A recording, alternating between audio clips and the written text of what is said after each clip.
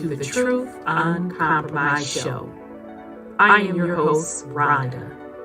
Join us every Thursday at 7 p.m. Eastern Time. Truth is peace. Truth is freedom. To love, live, and be. We are Truth Uncompromised.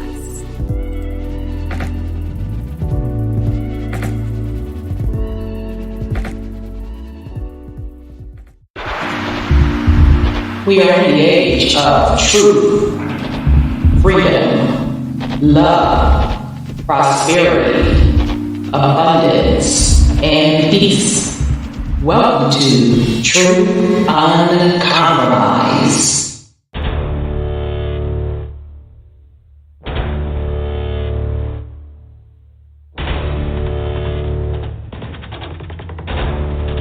You have entered into a dimension of truth. Time does not exist, and illusions are shattered. The journey of truth is intense. The journey of truth will set you free. Consider this a warning as you enter the dimension of truth uncompromised.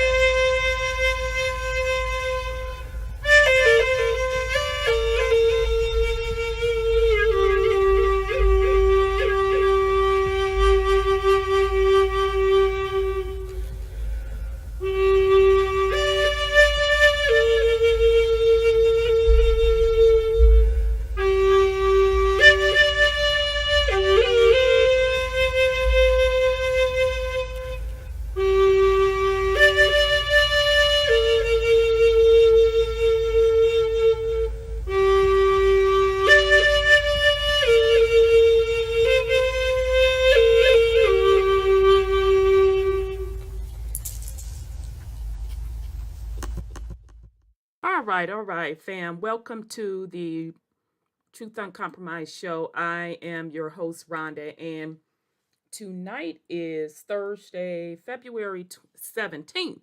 We have a great show planned for you, and please forgive the lozenger. This weather is crazy. Now it's raining tonight. It's going to freeze over. My allergies going wild. So I have a not echinacea. What is it? What's the other? Elderberry. I have an elderberry lozenge to try not to have my allergies acting up. So peace and love, family. We are on episode 7 of our series, The Black American Revolutionary Wars.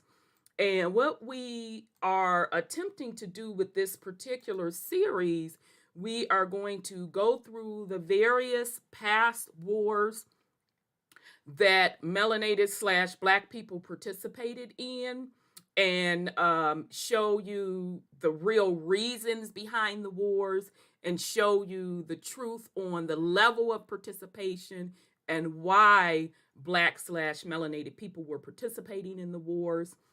We're starting with the British and French Wars. We know that there were wars in between there. Tonight we're going to get into the 7-Year War, which was really a worldwide war. Although I don't know why they just didn't call it a worldwide war. Really, that was the first World War.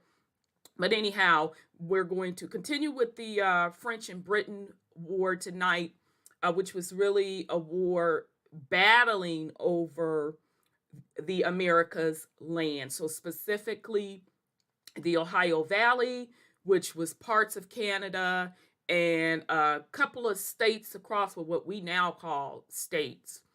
Of course, Ohio was one of them. I can't remember all of the states. I should have had my crap together. I think Indiana, because I know Illinois was a part of that too. I think Kentucky, but I'm not for sure. So those two nations, European nations, were battling over territory in the Americas. And so what we see with that war, you see the various Indian tribes or nations, because by that time, the little individual tribes had formed nations, started siding up with the different European nations, and they were siding up for various reasons. One that stuck out to me, they were negotiating gifts. Okay, we saw this as a reoccurring theme, where to the point that these particular nations, and particularly the leading nation was the Iroquois, which made up various different tribes, being an advisor. And they were playing both sides of the house, the French side as well as the British side. So we're going to get into that tonight. We should probably be finishing that up, and then we're going to go into the next set. So let me give a shout out to the YouTube family. So shout out to son Scotty, good to see him. Shout out to brother Freeman. Shout out to Queen Ottawa. Shout out to sis Stephanie. Shout out to brother Jeremiah. Shout out to CC Mantis. Shout out to JBP. Peace and love. Shout out to sis Divinity. Shout out to Nisi Poo. And that was Nisi Poo's song, her flute song the last song I played, an original. It's so calming. It's such a beautiful song. Shout out and welcome Paul McGlory. And shout out to sis Sandra, our one of our hosts. So, and shout out to everybody on YouTube watching. So let me bring on my host, and it's sis Sandra and I so far. So we're going to get into it. So let me bring sis in. I think your mic is unmuted, sis. Hope I didn't remute you. Oh, let me record. Recording in progress. Hey, sis. Hello. Peace and love, sis. Peace and love to you, Sis Rhonda. How are you? I'm good, thank you. How about yourself? I'm good. How's Callie with all of that Super Bowl stuff? I thought we were at war. What went on? I mean, they should have made some money. No, I really thought we were at war. Something invaded. Then I remembered, the Super Bowl. Oh, girl, you have forgot. I had forgotten. I didn't watch it. Yeah, because I don't follow sports like that either. But No, it was so many fireworks, cannons, or something going on. oh, I see what you're saying. And I said, what is that? The dog started barking. He wanted to run and hide. Oh, poor baby. And I'm like, what is going on? And then I thought, oh, the Super Bowl. The Yeah. Rams must have won. Yeah. So, Cincinnati got their little feelings hurt, but they were almost there, I guess, supposedly 20 and to allegedly. 23. Some say it's fixed anyway, but, Of course it is. Of course, you know what? Mhm. It's symbolistic. It's such a symbolistic thing. Yeah. So, that's that casting spell, so to speak. Yeah. I was talking to my son prior to it. I said, so who you think is going to win? Because if the Rams win, it means that human sacrifices may not be. If the Cincinnati wins, the Bengals, what is that? And then I saw a video about Katy Perry they were dressed up as tigers and stuff like that. Mm-hmm. And so they were doing a ritual as tigers. So, or the lion, so to speak. So so I said, the ram can be the ram in the bush, the sacrifice for the lamb or the ram instead of humans. But if both of them are choosing that side, it makes it kind of difficult to figure it out. But when I saw that tiger, I figured out which side was what. And so, there's always an agreement, even though people think it's all, just happenstance. My brother says, it's just a game, sis. It's just a game. I hadn't said a word about Right. what I thought, but then now he's, why did you say that to me if you weren't thinking about it? Right. So what is you talking about? Yeah, so what are you talking? But I didn't go there. I didn't have time for it. Right. Now I do have to admit the only I don't watch it, but this year, since they hit the West Coast, old school rappers performing at halftime, and then Mary J. So I said I'm finna tune in, because that was my generation. So I did watch that, and I didn't see any symbolism. That don't mean. I mean, I saw Dre throw up a sign. But I know he's deep into that and into the occult. So that wasn't a surprise to me. But yeah. They were talking about the black and white and the 6. Well, the carbon is 6. That's what they were saying in their analysis of what they were symbolizing. And that the carbon is the most primary thing of the human body, which is the human body. Right. So and that's the black and white is the duality, and it also represents Freemasonry. They had the checkerboard on the floor and all that. Oh, child, you noticed a lot more than I did. So okay, they had it in there then. Okay, then. Yeah. So so the Rams won, and it could be the Baphomet. Who knows? Because the Baphomet is half ram and human and all that kind of stuff. Right, half man, half woman. And all that other stuff on it. And so, and then it's the tiger. So, which is Katy Perry's when they did that ritual. So I'm like, But the written is mightier than the sword. And so what I was thinking that they were trying to overcome the ram, or the ram was going to overcome the human, and the human would have to be sacrificed with this like pandemic or plandemic they got going on. So, but since it was already written thousands of years ago that the ram was going to be the sacrifice for the human, it's written in the script. Well, I thought that ram. Let me get it together. Dang, it meant something specific. Well, as Abraham with Isaac. Oh, you know what? It represented the age. That's what it represented.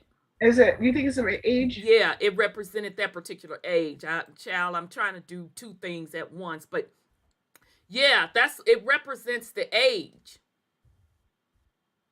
Yeah. So, but now I'm not saying in that case of what they did at the Super Bowl, but I'm telling Yeah. you, as far as in the biblical terms, Oh that's what yeah, it 'cause represented. the ram is the Aries age according to the Yes. sacrifice. Yes.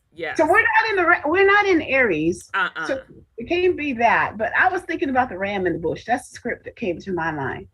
And so, the one before that or the one before that, they were having all them dead people walking around with bandages on and stuff Child, like see, I don't be even watching it. My nerves is too bad. I only watch the people that I want. But I always know they throw symbolism in there. I know they always do because they can't make it on that stage without doing that. well, the thing is this, when they do the halftime, I pay attention. I would pay attention to the halftime. I don't watch none of the game. I just wait until the halftime. Come on. I don't need the child. I have never been a football fan like that. I Mhm. be sleep like a mug, and everybody be yeah. I'm like, what happened? I just don't. I just never liked football like that. I'll watch basketball, but that's gotten so fake to me, and maybe it's because my mindset is different. But I can't even sit through a basketball game, and I used to love Uh, college basketball over the pros, and I can't even watch that anymore. And it could just be me, but maybe it was always that way. Is what I'm trying to say. yeah, yeah. But child, I It's can't supposed even to be that do way. it. I don't do it, and I know that the energy that they say that the people they siphon their energy when you watch games like that because you're so engrossed in it that you have so much energy that you're putting out, Yes. and they live off of that. So, and then it reminds me of Rome, the Yeah, gladiators, the whole Coliseum games and remember all that of that whole crap. Palestinian thing, Which is why they still build those stadiums Hmm. in that Yeah, structure because it's to capture the sound, to capture the energy, all of that. yeah. So I just didn't know, but I do know in script it was the ram that saved Isaac from being sacrificed by Abraham. I do know that. So Okay. anyway, I was just looking at what it could mean. And in this system, since they have sacrificed so many humans, like almost a million with this pandemic, so that sacrifice should be over, hopefully. And they are paring back on it too, by the way. Talk about it should be over by now and it's easing up and all this kind of stuff. Yeah, I'm just perching my lips. Whatever. I know it, but Yeah, so they so full of it, girl. but then they know their time is limited. See, so they got to get all they can get. Of And then, course. and then there was another thing about the birth certificates, the baptismal certificates, Mm-hmm. and the baptismal certificates represent soul harvesting, right? So I read an Mm-hmm. article today, and I had to join something, so I didn't join. I just read the headlines. It Uh-huh. is that this Pope he had to resign because he changed the wording of the baptismal certificates. So thousands of people are not actually baptized. Wait a minute. The Vatican Pope. Yeah, one of the popes. Yeah. Oh, but you said you just read the headlines because you wasn't trying to pay no subscription, so you don't No, know what's specifically. Okay, I dang, would you have. need Brother Odell to check into that because you know he gonna know the specific reason. Well, yeah, Yeah, he did it because of blah blah blah and la la la la. yeah. They blocked me out, so I couldn't read anymore. So I'm like, I don't want to join this whatever subscription it was, but I can go back and pull it up later. But the thing is, it changed the baptismal record, so they're really not baptized. And it was thousands of people he had baptized. So now I'm just guessing, but Brother Odell, when you get a chance, look into it. Let us know the reason why this Pope supposedly and allegedly messed up these baptism records on accident, I say on purpose. And my first pass at that is he doesn't want that karmic debt to come back on him for doing things against people's will. Right. And so he got fired, of course, He should, well, or stepped down or whatever he said. Yeah. well, whatever. Amen to the truth. So Because like I said, when, Brother Odell was giving us that excellent drop on, how they did all what they did to capture souls through this whole, you got to have this paperwork, you got to have that paperwork. And I'm like, don't think y'all getting around karmic debt just because the parents signed up for something that they had no idea what they were signing up for, which is fraud within itself. And then number two, yeah, that was an individual soul. So you went against universal law all the way around, and you got to pay for that. But I don't think anybody goes to get baptized thinking, oh, I'm giving my soul to be harvested for Saturn or Satan or what. Absolutely. I totally agree. I totally agree. But even with that said, because it's going to have to come a time where you hit a frequency where it catches you on what the game really is, and you have to get yourself out of that spiritual contract. So you have to be responsible for that. But the system itself, on the way they set it up and have people participating in something on a spiritual side that they in no shape or form are aware, had any agreement to that as a child. You didn't agree to any of that. That's where the karmic debt is going to come into play huge for them, because not only are they enslaving folks from a physical financial standpoint, but they're locking on to the soul to trap. Yeah. And that's against people's will. That's not using full disclosure. That's not people consenting to it.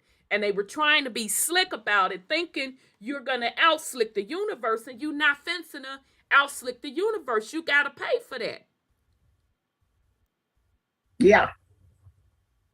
Yeah, that's true. And I would even go so far as adults getting baptized. They don't tell you you're about to give your souls to the devil or to Satan. You're just joining an organization. But and the interesting part about it, because any television program that you're watching or movies, they're literally putting in that particular programming what the truth is.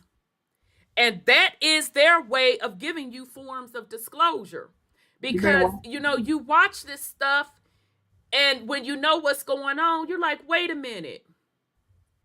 So they're telling us, da-da-da-da-da-da-da. Like I told y'all, I didn't watch the X-Files when they first came out. So on this channel called Comment, it comes on. So I'm watching it, and literally stuff that they're now starting to introduce, artificial intelligence, you name it, if you think of it, they done put it up in the X-Files. It's there. So they're using this form of programming as their way of disclosure. Right. You're still not going to get around universal. You're still breaking universal law. You're not fencing to get around it. So don't think that if you put it in a movie, if you put it in music, this, that, and the third, that's giving disclosure to the public. No, it's not. No, you still have to face universal law, what you've done. So, if that happened with that Pope stepping down, because he supposedly and allegedly messed up the baptism That's just off the top of my head what I can think of right now. But I would love to hear what Brother Odell has to say on the topic. Yeah, he changed the word in there. It was a word he changed. Oh, that's gonna be interesting. Okay. Yeah. Okay. Yeah, I really want to know that. Me too. Freeman says that's because people are ignorant to what's really going on. I believe that what you pray to. Why you pray? I'm sorry. I believe that why you pray to the true and living God and the say in Jesus' name, that's like spitting in the true and living God's face. Yeah, that's true. Yeah, and my stance on it, who do you consider the true and living God? Yeah. And that's to each his own. So let me bring on son Scotty, and then let me bring on brother Sean. Yeah, but I get your point. My stance on the matter is I side eye all religion.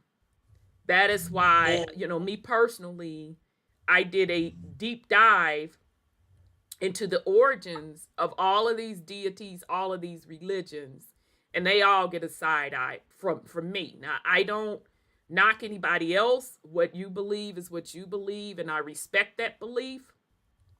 But me personally, it all gets a side eye. Because I'm not with that rolling up and bowing down to any deity or entity. So, if that's what you want to rock to, that's fine. Just enter and understand what the true origin is. And then you make your decision accordingly. Because please know, whoever you are worshiping to, you're under a spiritual contract. Yeah. So, and as long as you know that, that's fine.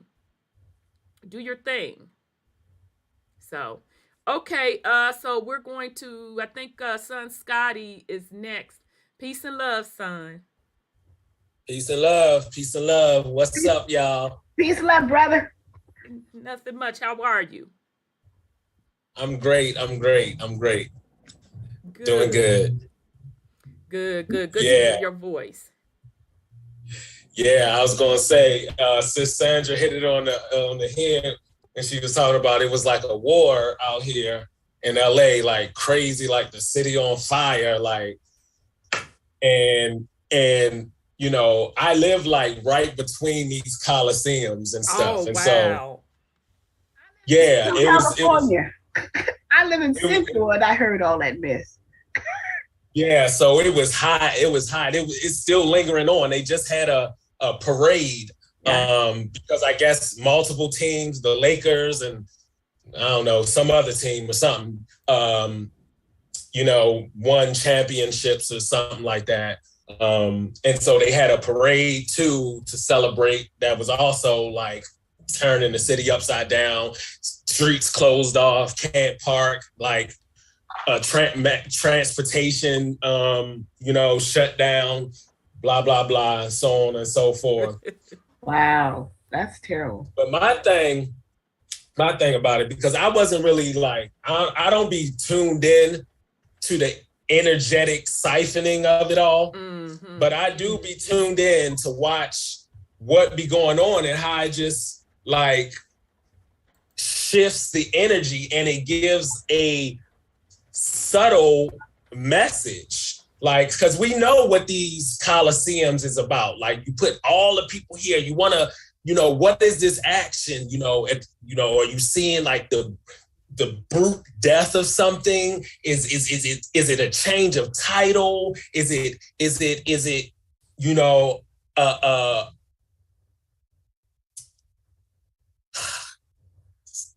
So this is my thing. I'm trying to say this without getting the show flagged and all this. So, okay, this is my thing.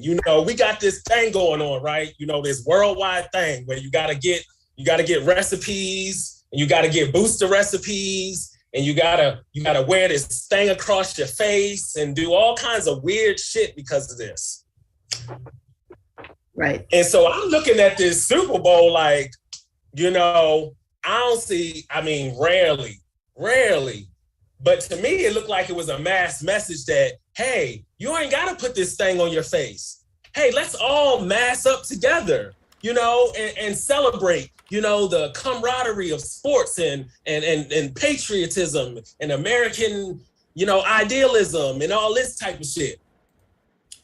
But I'm just like, ain't this thing supposed to be spreading, and it's supposed to be a 0.2 and a 0.3 and this version, right? In addition, 4, 5, and 6, and a slice of that, and right. So it's either that's all fake, and we can just, you know, go back to our good old American sports, or that's just like a feeding ground for the next version of it, for, you know, give them a scapegoat. It's like, oh yeah, you know, because we were lax on our little mandates, and, you know, the American public, you know, we had to come back, and, you know, it was all in good faith. It was all in good faith. You know, the numbers showed this and that.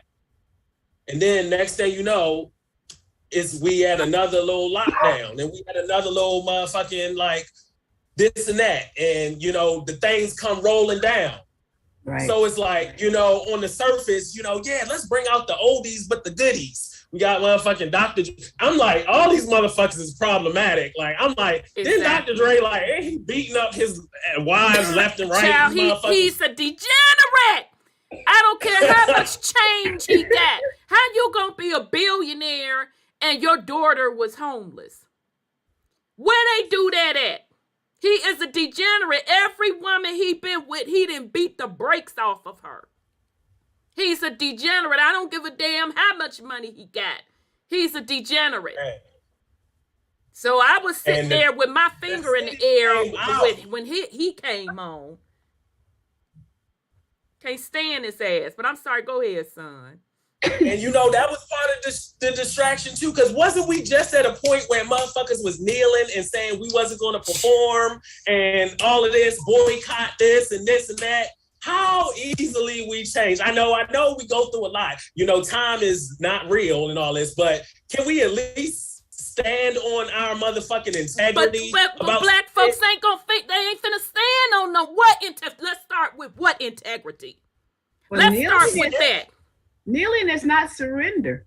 I mean, it's surrender. Because if they was really about that life, them players would have went on strike. Right. There is no integrity. So I'm sorry, continue, son.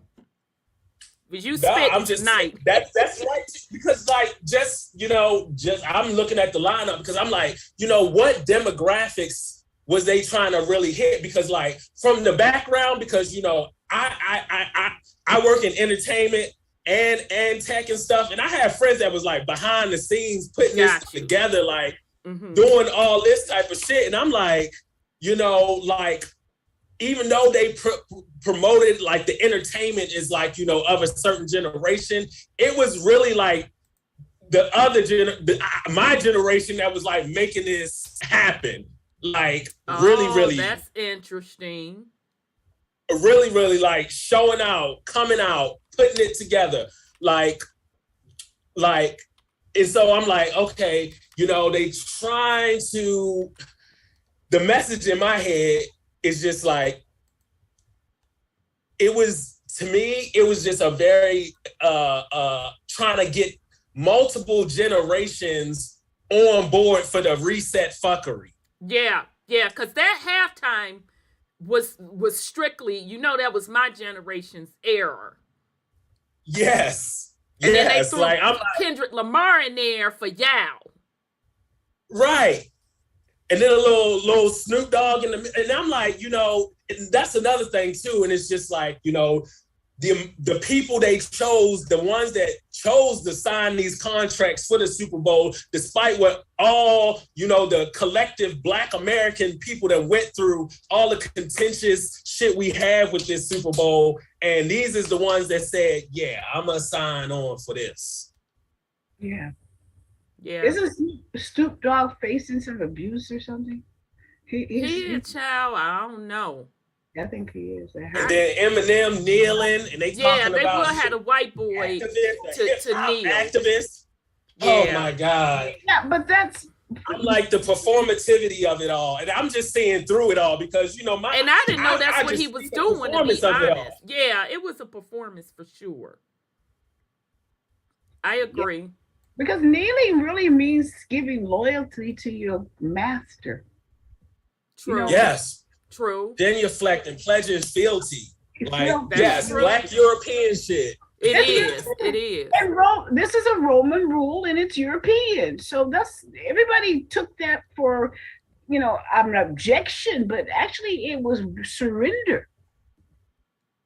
Oh, so, that's y'all making some great points. That is so true. That other boy, whatever his name was, I can't start with a K, but he's Kaepernick.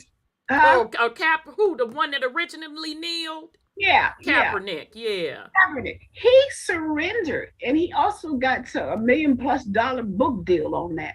But I mean, are we surprised? No. But like I said, where's the integrity? There is none. They're trying to make it a racist thing, and dividing the masses because the masses don't understand what it really means.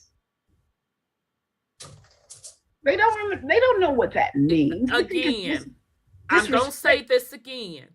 If those black men that's running that ball up and down that mother effing field was serious about the equality and the ownership and the treatment and the this and the that, why didn't they go on strike? The book is mightier than the word. They're full of shit. Yeah. Because black people, they know, will take symbolic shit over real, tangible ass shit. So give them the old school shit. Show them some motherfucking people crip walking on the motherfucking stage and all this type of shit. So it's like, okay, yeah, symbolically, we together, we've beat this C shit. We've beat this. We can come together. Like it's all over. No, it's not. Yeah, well. It's really not. They playing in our faces, just like they was playing in our faces when motherfuckers was kneeling, and then they motherfucking had the whole fucking Congress motherfuckers and the senators fucking wearing dashiki. I was so disgusted. And what's the face that looked like she drunk all the damn time? Pelosi had a damn kente cloth around her neck. I said, child, I can't with this pandering and people's level of intelligence. They eat that shit up. They just be playing in our faces. Just like, and then when you tell them what they're doing, they you stupid. You don't know. Okay, so you keep on playing. And didn't Joey just had said he gonna fund a few little $1 million for some crack pipes. Baby, let me tell you. I said, y'all bullshitting, y'all lying on that man. No, he said he gonna fund millions of dollars for some clean crack pipes. I said, that's now, drunk motherfucker. First of all, who's still smoking crack like that? Oh, that's so funny. Child. But everybody's silent on that. The whole Democratic Party machine, they silent on that. But they was the same ones talking shit, telling you why you needed to vote for Joey and Kamala. And he didn't cancel out y'all student loans across the board like he was supposed to. He ain't that nigga was lying. And I told them when his ass said it. I said, if y'all vote for this man, you better hold him accountable. Because everybody was hyped. Oh, my student loans going to be washed out, this, that, and the third, 4, 5, and 6. And I said, y'all better hold him accountable. Now it's crickets up in this bitch. Now, yeah, they are canceling it. Motherfucking scam calls. Exactly. Motherfucking scam. We heard about your student loan. How the fuck you hear about it? Who are you? Bitch, did you pay it off? Huh? Did you pay that motherfucker off? Click. That's the only thing I want to hear. Exactly. Goddamn it, don't be calling me with this bullshit. So I said, hold him accountable. Now it's crickets up in this bitch. I can't do that. But you can fund a couple of milli for some crack pipes, and people ain't even smoking crack like that. And he can pay $450,000 to every person who was separated from the border. He can do all that per person. Yeah. That Depka stuff. They fucking pull the money out their ass for everybody else. Right, but people keep falling for it. It's the same pandering game like you've been talking about. They know what emotional heartstrings to pull on. And people gonna keep being stuck. They're gonna keep being, suckered because they think with emotions and they don't even fucking think logically. I'm like, you keep letting these people play you on emotions. And Ed Copper said he did the 3 strikes law, and it was aimed at us folks. But remember, we were shit starters for pointing all of that out. And now let's be clear. I don't give a damn about neither one of them. Let's be clear. I just said what I had to say, pointing out the hypocrisy of it all. And we were absolutely right. And now those same people that was talking all that shit, you're silent. Right. The only thing they got to say is trying to fucking play you to the Trump side. Like, no, that don't mean that. That's exactly. That don't mean that. I wasn't one of them stupid ass melanated people. Set up and dumb as fuck. Exactly. That's how they do it. They say it's only 2 choices, and you gotta make a choice between this motherfucker and this motherfucker. And so you choose one of the motherfuckers, the lesser of the 2 evils. But no, that's really what they do. They giving you they options, and they like, we just hoping they just choose whichever one, because both of them benefit us actually. We gonna get paid off the back end on either side. So come on now. Just like games, they bet both sides of the game. Absolutely, because the house always wins, basically. And they both wars. Exactly. The same sides of the war. No, they don't care who wins. They're going to win anyway. Exactly. So, yeah, I mean, it is what it is until people start taking accountability for their decisions. Being adult about things. And when I talk about sovereignty, that's what sovereignty is all about. You cannot be you can't call yourself sovereign and then be looking for people to solve your problems, because you're going to get fleeced every time. Right. And they keep doing it. Right. And as we're going through this historical stuff, we're showing you the same stories over and over again. We're showing you the same behavior. Nothing's changed. Because your mentality has to change. It has to change. And that starts again with the family. Okay? So very, very good drop. What did JPB says? Let me go back to your comment. Dag, where did it go? Dag, I'm kind of cracking up on it. Dang on it. All right, I'll read it. I can't find it on here. If you talking about if the clean cracker pipe epidemic is karmic debt for the opioid epidemic. Child, I don't know how they gonna try to make that crack pipe killer folks. Cleaning up the opioid epidemic, because karma's already issued out its sentencing. Yeah. And shout out to Bobby Hemmett. He called it. He called it back in the 90s. He said that the ancestors told him that this crack epidemic is going to come back on the white population. They're going to have to pay for setting that up. And now fund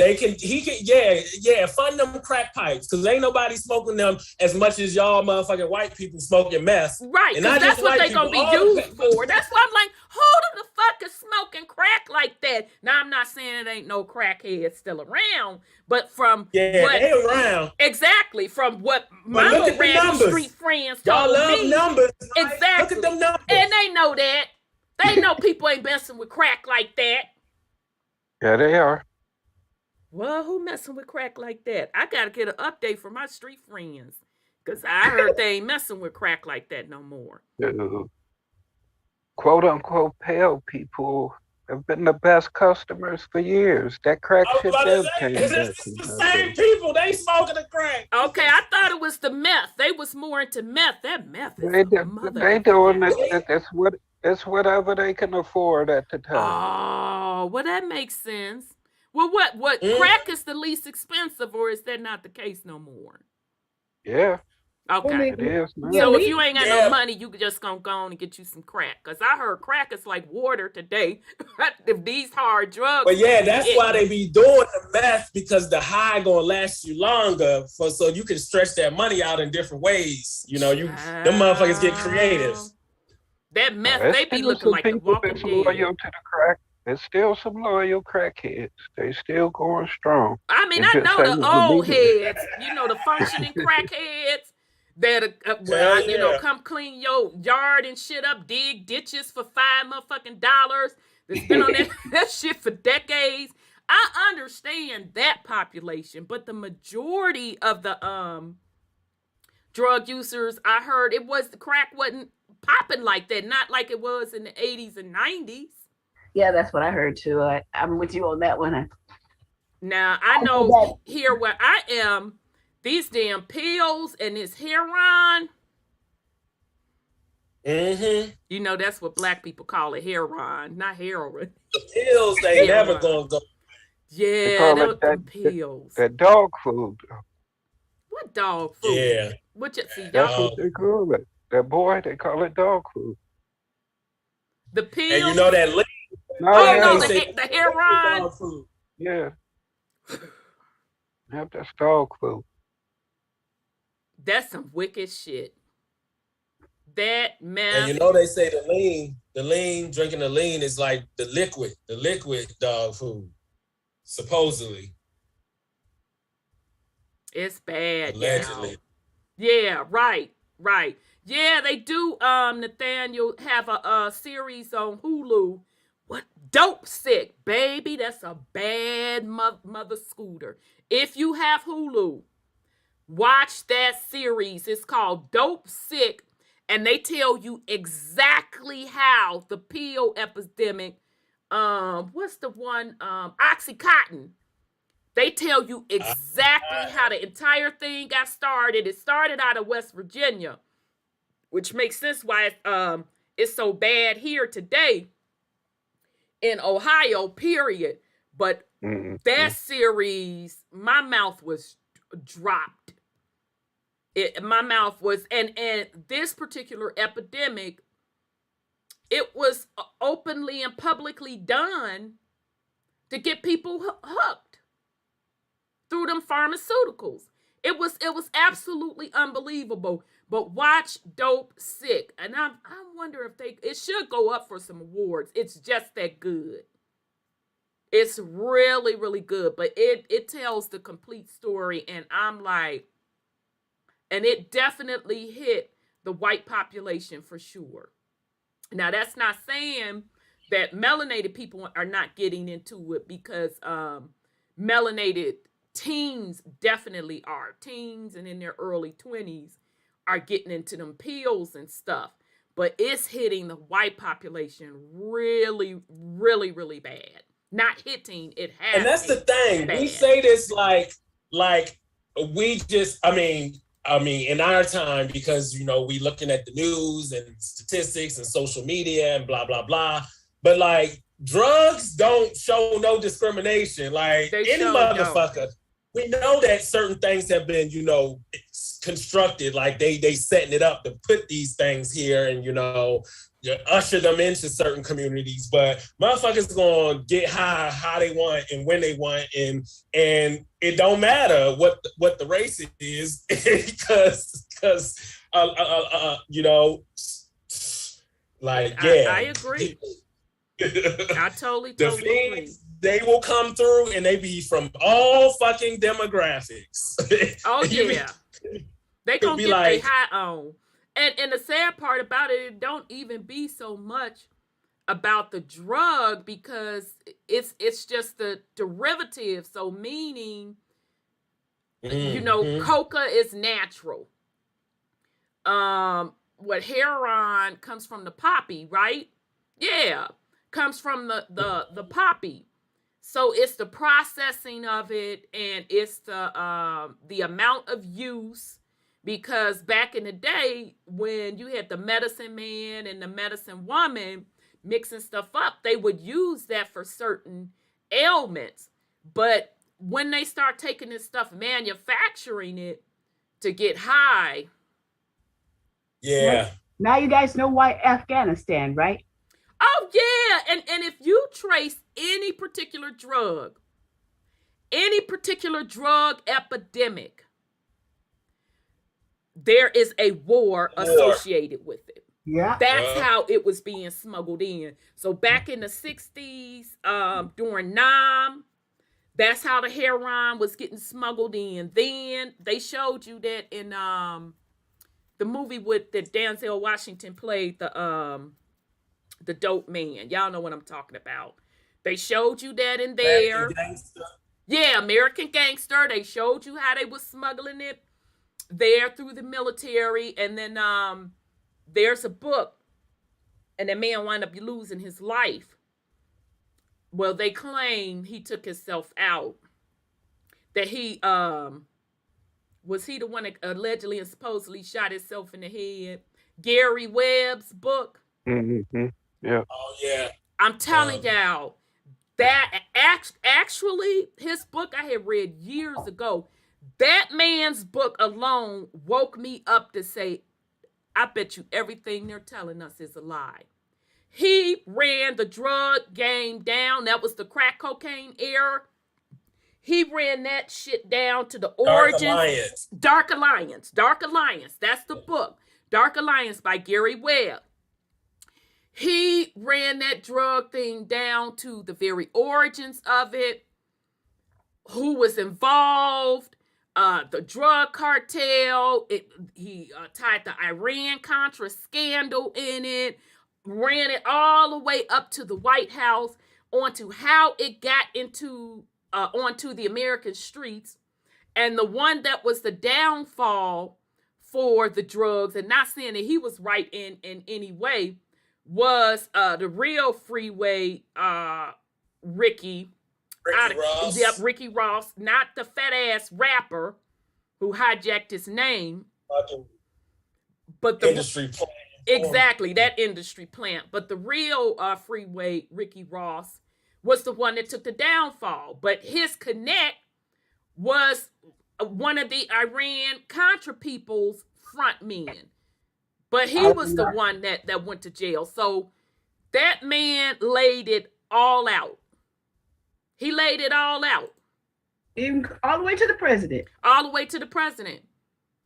That was a damn good read. I was like, it was so good. I like mailed it to my aunt because she reads like I do. She called me, what the fuck? I like, I know. That motherfucker is cold. And so the series, the TNT show that they made is really based on Freeway Ricky Ross's life. Snowfall, yeah. They not giving him credit, but that's that man's motherfucker story. Ain't no doubt about it. It's based on that entire thing. So, and they cast a European. You know I was done, right? European, a British African. I'm not sure what actually country he from in Africa, but he African British. Sure did. Yep. So Yeah, definitely check out that book, Dark Alliance by Gary Webb. He laid it all the way out. But any drug epidemic that hits around the world, it is directly linked to a war. Yeah.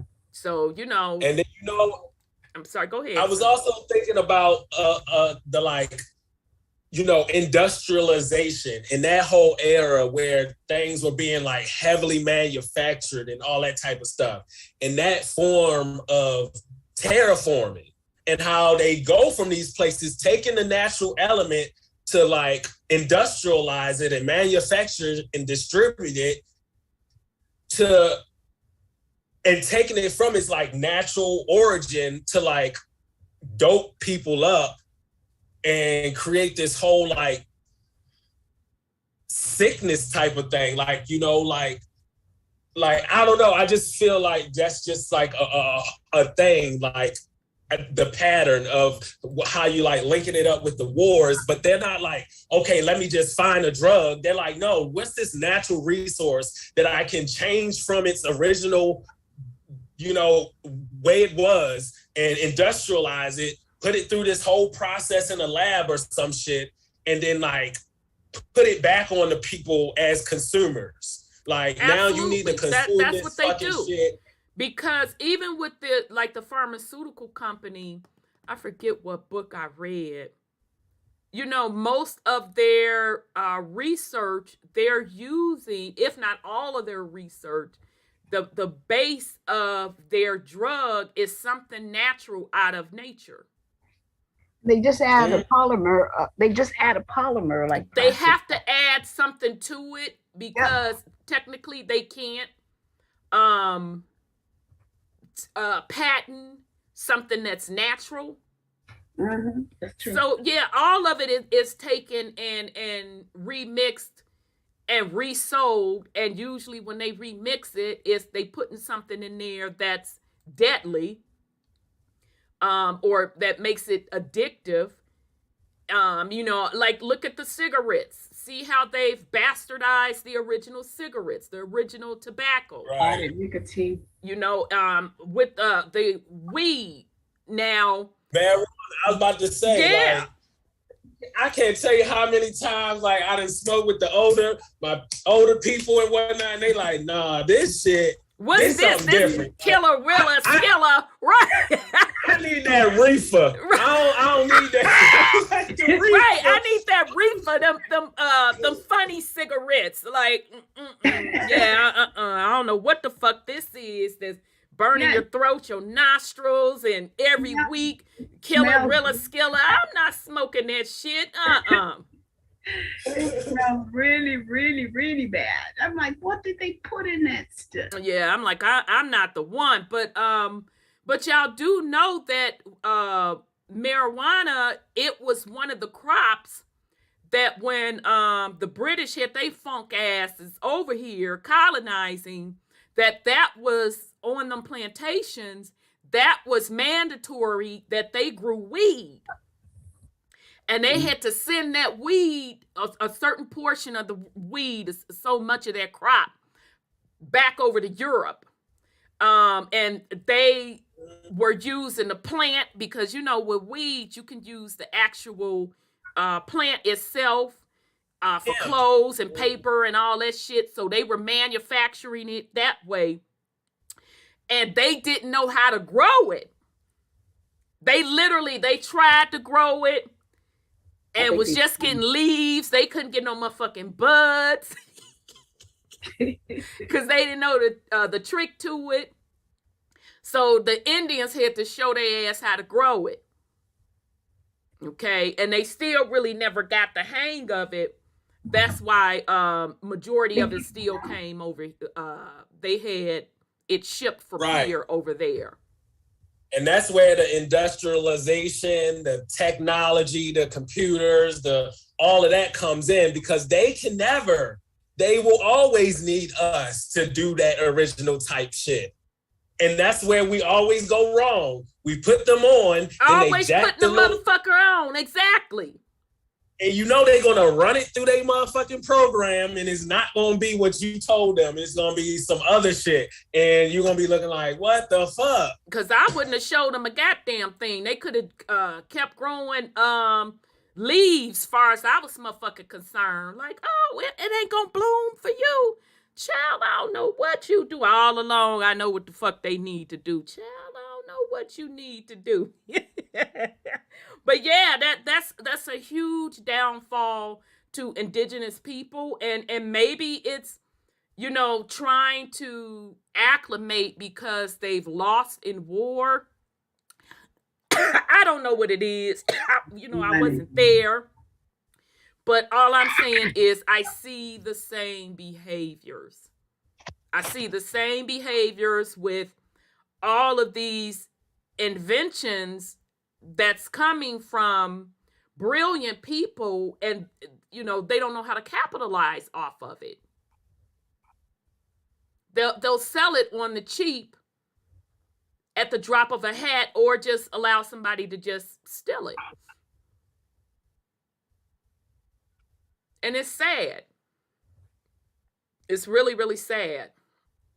So we'll see. Okay, so peace and love, Brother Sean. Excuse me, y'all.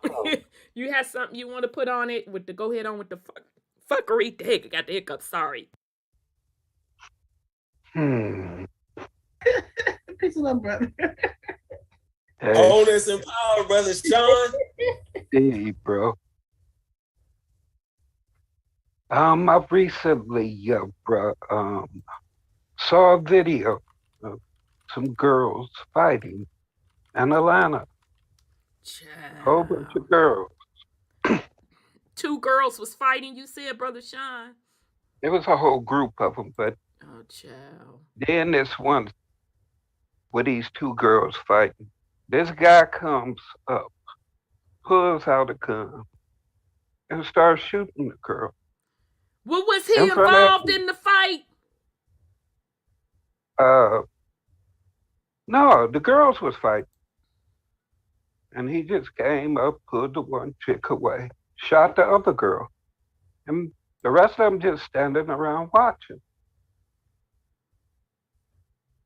Now, the point I'm getting to with that,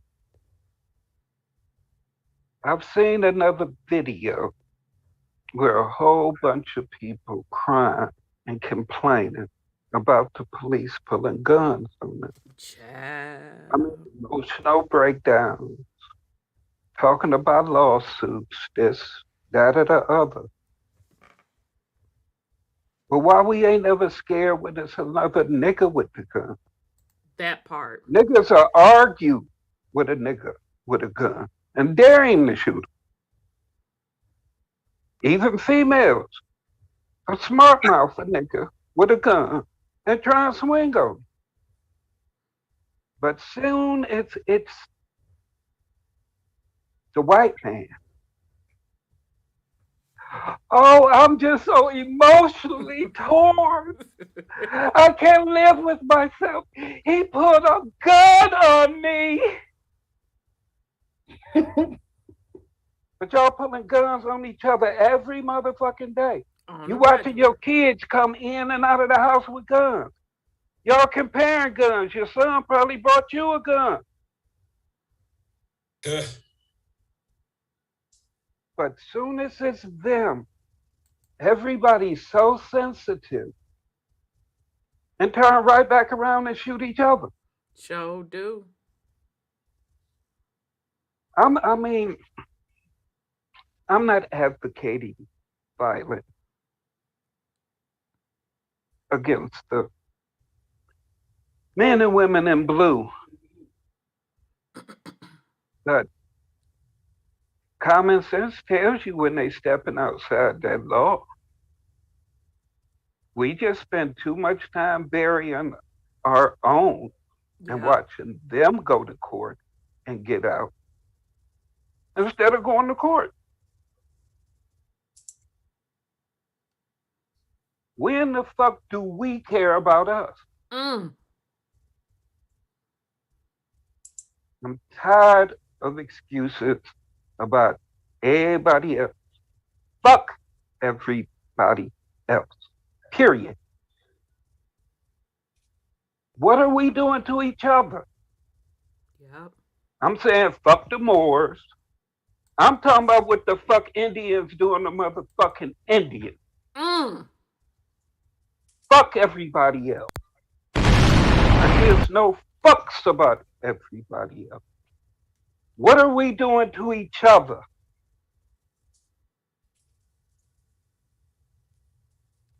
Why are we doing this to each other? And complain about everybody else. We keep talking about returning to nature, and we ain't in control of nothing in nature. I'm glad you brought up medicine man and medicine woman, sis, because I'm tired of hearing about this shaman shit. They're the ones in control of the indigenous medicines here. And if you look up shaman, that shit goes back to Asia. And that's why it's associated with the quote unquote Native American. And all these foreigners coming over here getting involved with it, opening up churches, and are in control of the indigenous medicine. Mm-hmm. Cambo, Bufo, ayahuasca, peyote. All the shit that mama put here for us. Mm-hmm. Other motherfuckers in control of that. Yep. Your very healing. When do we focus on healing? And when do we stop saying that we're healing and actually be motherfucking healed? We ain't never going to be able to do shit until we motherfucking heal. Wounded warriors lose wars. Can you say that again? Wounded warriors lose war. Period. We worried about everything but motherfucking healing. When you heal, you're able to think properly. You're able to function properly. You're able to move the way you're supposed to move. You're able to be you. You're able to vibrate at higher frequency. That's right. We have to heal first. We have to quit hurting each other.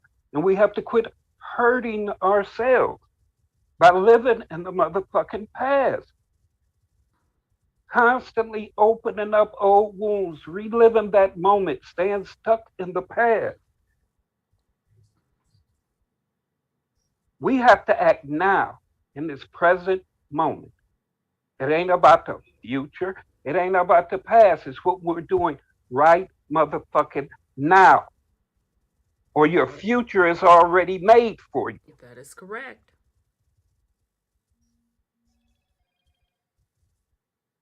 We are committing the ultimate fuckery against ourselves. Everybody else is against us, and we're against ourselves.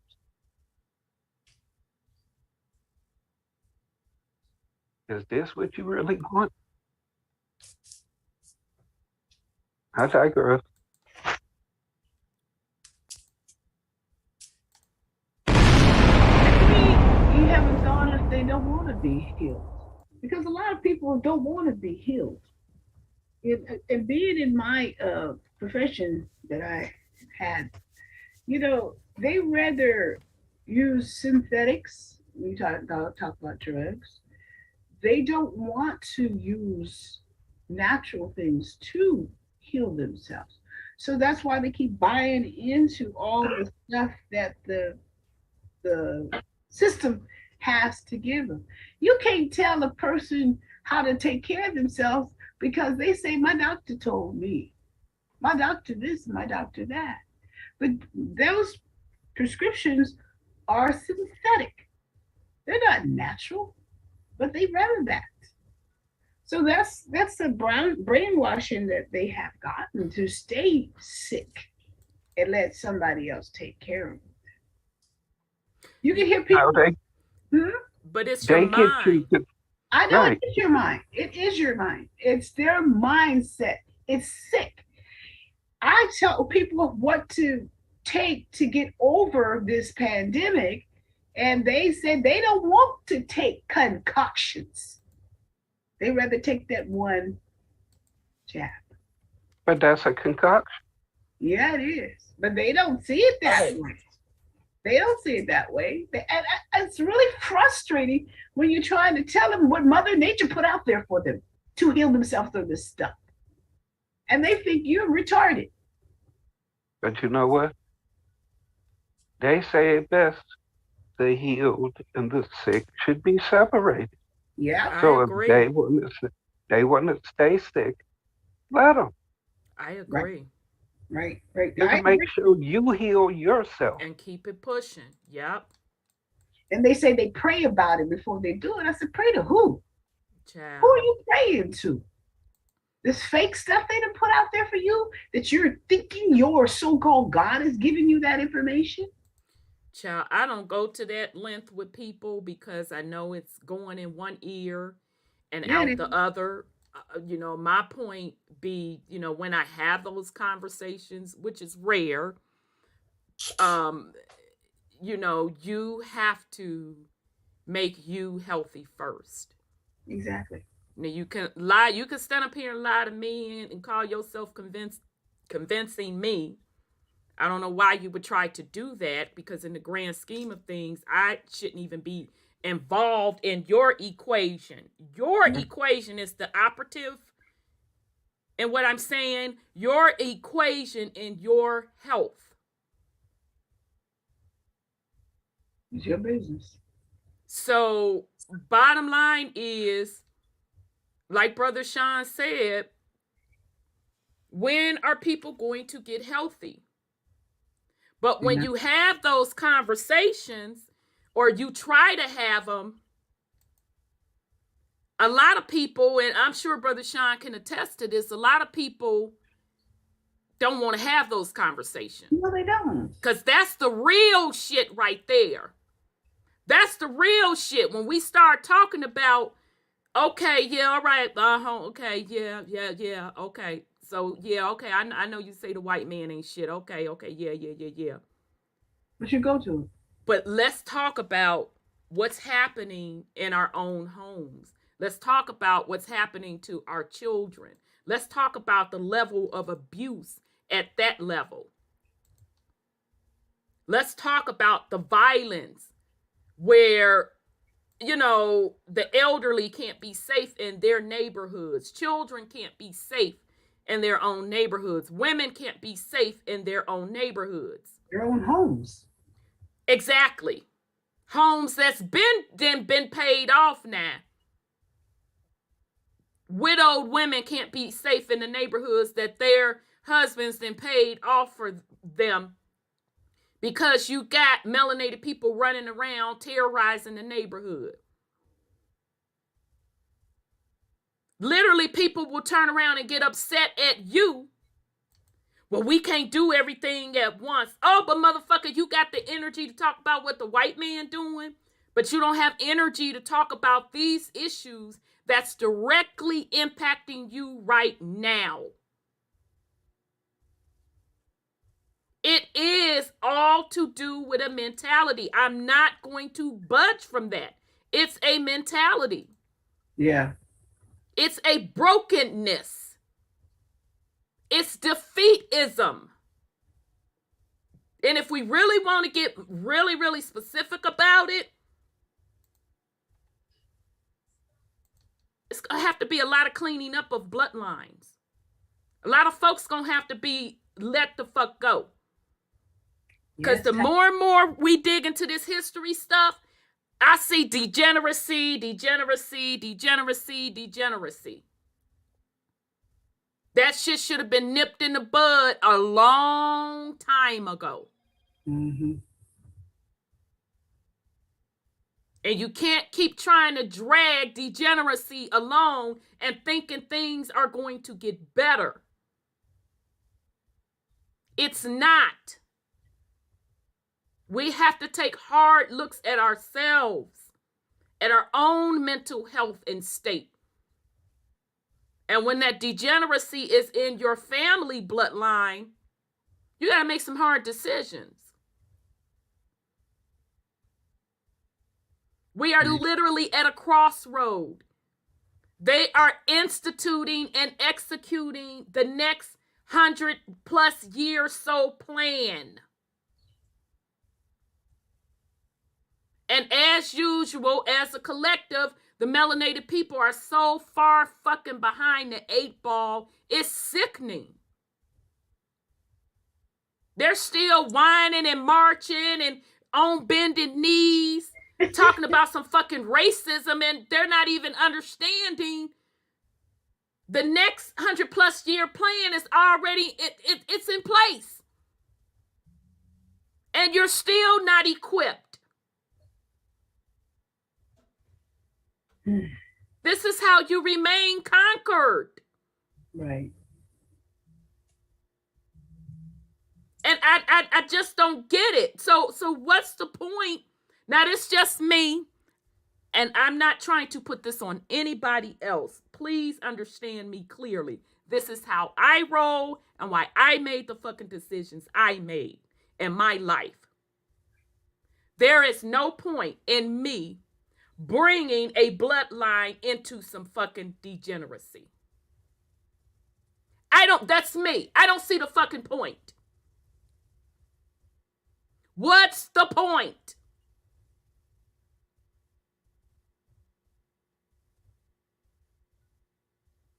So either folks are going to get serious about it and really get their shit together and clean house, or you'll just remain to be conquered. I'm not. I done told y'all, don't come on my platform in 2022 with that bullshit, that victimhood mentality. I don't want to motherfucking hear it. Just admit you're conquered and sit the fuck on down somewhere. Because at this point, you should know what you need to do. Huh? Sorry, go ahead, Brother Sean. I want to put something on what you just said. People don't seem to enter and understand that in previous lives, people may have had children already and done with those contracts. That and see, I already know. I already said, fuck that, you kiss my ass. I'm not the 1, 2, or 3, nigga. No. Go ahead. Don't want shit or nobody. Nope. To be trying to pull you back or get you tied up in contracts to look out for them. That part. This, that, or the other. It be time to motherfucking move on. Been there, done that. T-shirt, wrote the book about it. Hoodie, scarf, exactly. Yep. Exactly. I mean, that's just for those who still want to be fruitful and multiply. Go for and keep entering into contract. That's a bloodline contract. That's a soul contract. Yes, it is. So you have to keep coming back until you get that shit right. Show in the fuck do. So, I mean, if people started focusing a little more on what the fuck their purpose is, not what somebody else's purpose is. That's right. But what their own purpose is, things would be a whole lot better. Because you wouldn't have that much time to worry about what somebody else is saying and feeling. Exactly. We're all supposed to be able to create the realities that we want. Because you don't agree with somebody else's reality. Right. That just means you're not going to be a part of that shit. Right. Why are you worried about that? What are you creating for yourself? Right. Why are you worried about the reality that somebody else creates? Yeah. Certain of us are just tired of certain shit. We tired of all this system programming bullshit. We know that there's something better that we can create. That's what it's about. I mean, that hate gonna have you coming back. Because all you gonna be trying to do is prove something to somebody.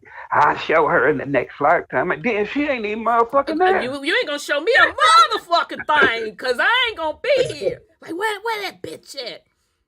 You done all that and signed up for another Can't cycle. prove nothing to me. Exactly.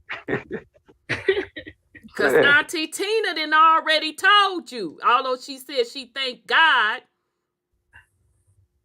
But the next one in that deja vu, that next line, I ain't coming back no more. And I mean that shit. That's for family and all that. Nigga, you better get it while you can get it right now. Because this is it. So it ain't no need folks trying to prove anything to me. You better be trying to prove it to your goddamn self. Because I promise you, I ain't going to be there for the next round. Exactly. Shit, no, I'm not interested in AI, DAI, this insert implant, none of that. I already know what the shit is. When you're done, you're done. And that's okay if you're interested in that. Don't get me wrong. I keep telling y'all, do you. But we're also telling you, realize there's a portion of us that we're just not fucking interested. We're pointing out to you, realize that another cycle is in motion. And if you want to be rotated in that cycle, where do you want to be in that cycle? You have to make decisions. And sitting on your ass not making a decision, decisions are going to be made for you. And if you sit and riding somebody else's coattail, how is that your vision? How the fuck are you creating? And that's why majority of the people are running around lost, because they don't know how to create. They don't know how to create their own reality. And it's simple. Like Brother Sean said, what's your purpose?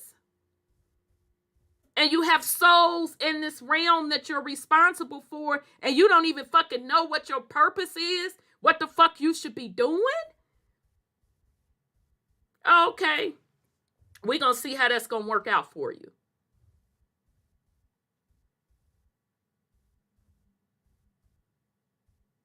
The realm frequency has sped up too much for people to be walking around here pretending like they're dumb.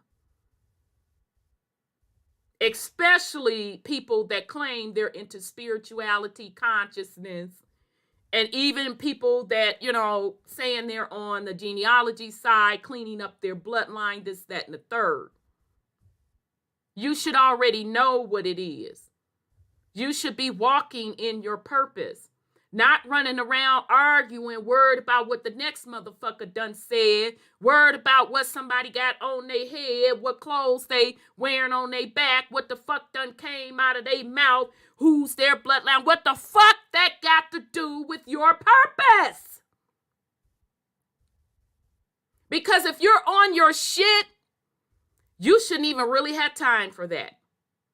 Why should I have to get up here every motherfucking week in a different scarf and hoodie and talk about basic shit that you should have already learned? And I ain't even talking about the young folk.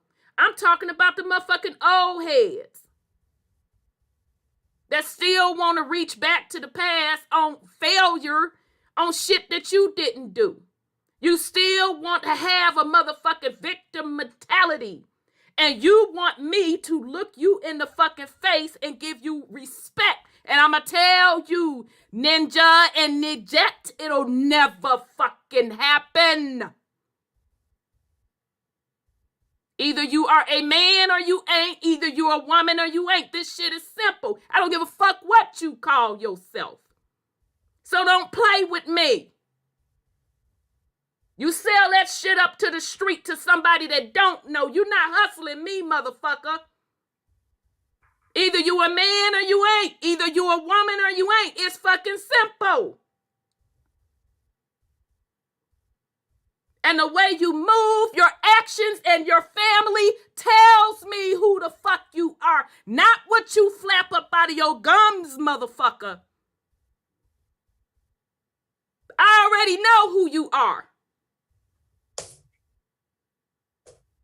So you're not hustling anybody. And these young folks ain't buying your bullshit either.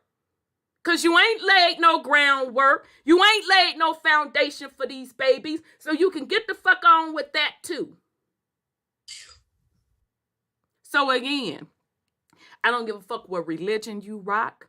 I don't give a fuck what your nationality is. I don't give a fuck who you lay down in bed with.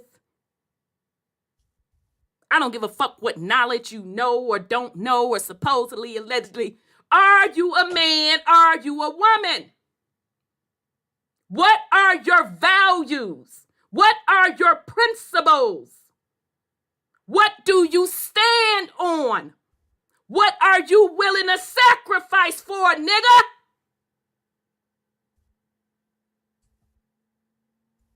Now get up on this panel and talk about that. Because all that other shit y'all talking about, it makes it don't mean shit to me.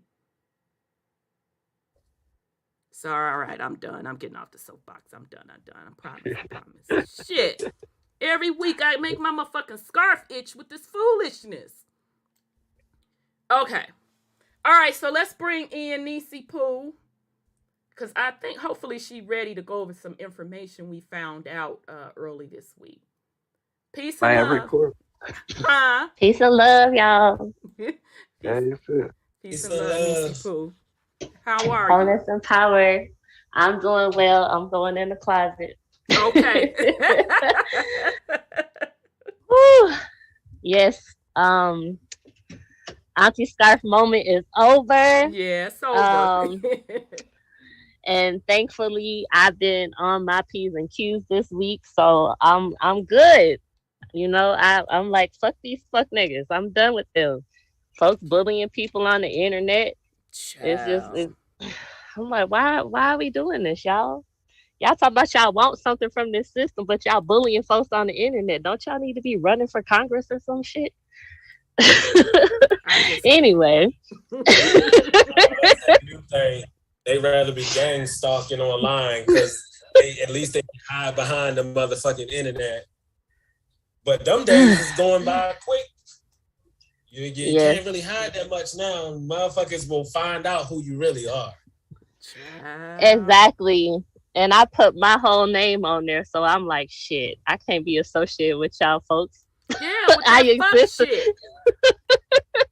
But then the thing be, these motherfuckers be having a paper trail. Speaking of like, fuck the paperwork, like, well, shit, let me just look up your paperwork, nigga. What? Right. Oh, I also wanted to say, Auntie, thank you for that drop that you did. It was on point. And the crazy thing is you said something about the Johnson. You was like, I hope that ain't my family member. No, I've been looking. Shit. So far, not. But if it is, I'm going to come out and publicly apologize for it. Well, I have already done that. But so far, that ain't tied to my fucking bloodline. But yeah. But then you mentioned John Russell. And I'm like, well, god dang, that's my motherfucking last name before I got married. Russell, what did he do? But there's a split with the Russell. So like if you pay attention, like Bill Russell, who's very heavy melanated, very tall basketball player. He looks European though. Right. But you know that Russell surname goes back to the royals of Europe. Mm-hmm. But the crazy part of it is you see predominantly white Russells who were Congress people in the 1800s down south. So it's like, wait a minute. Well, you know what happened there, right? I don't know. I'm still trying to figure it out. Well, what happened was because when you're doing the genealogy and you get into these different records and you look into the ship manifest, you'll see that the later set of white folks that were coming into the Americas, they literally start taking on these surnames. And it's not hard because most of the surnames, as we now know from Europe, they either tie back to a landmass or area or a particular person, a kingdom's bloodline, or it's an occupation. So as Caucasians came over, or white people came over, either they adopted that surname while they were in Europe or before they got here, because in order to even get on that ship, you had to have a surname, so they picked one. So either it was through family, they married in, or it was just one of the names, and wherever they live, they picked that surname. Well, there's a lot of Russell counties. Oh, go ahead, brother.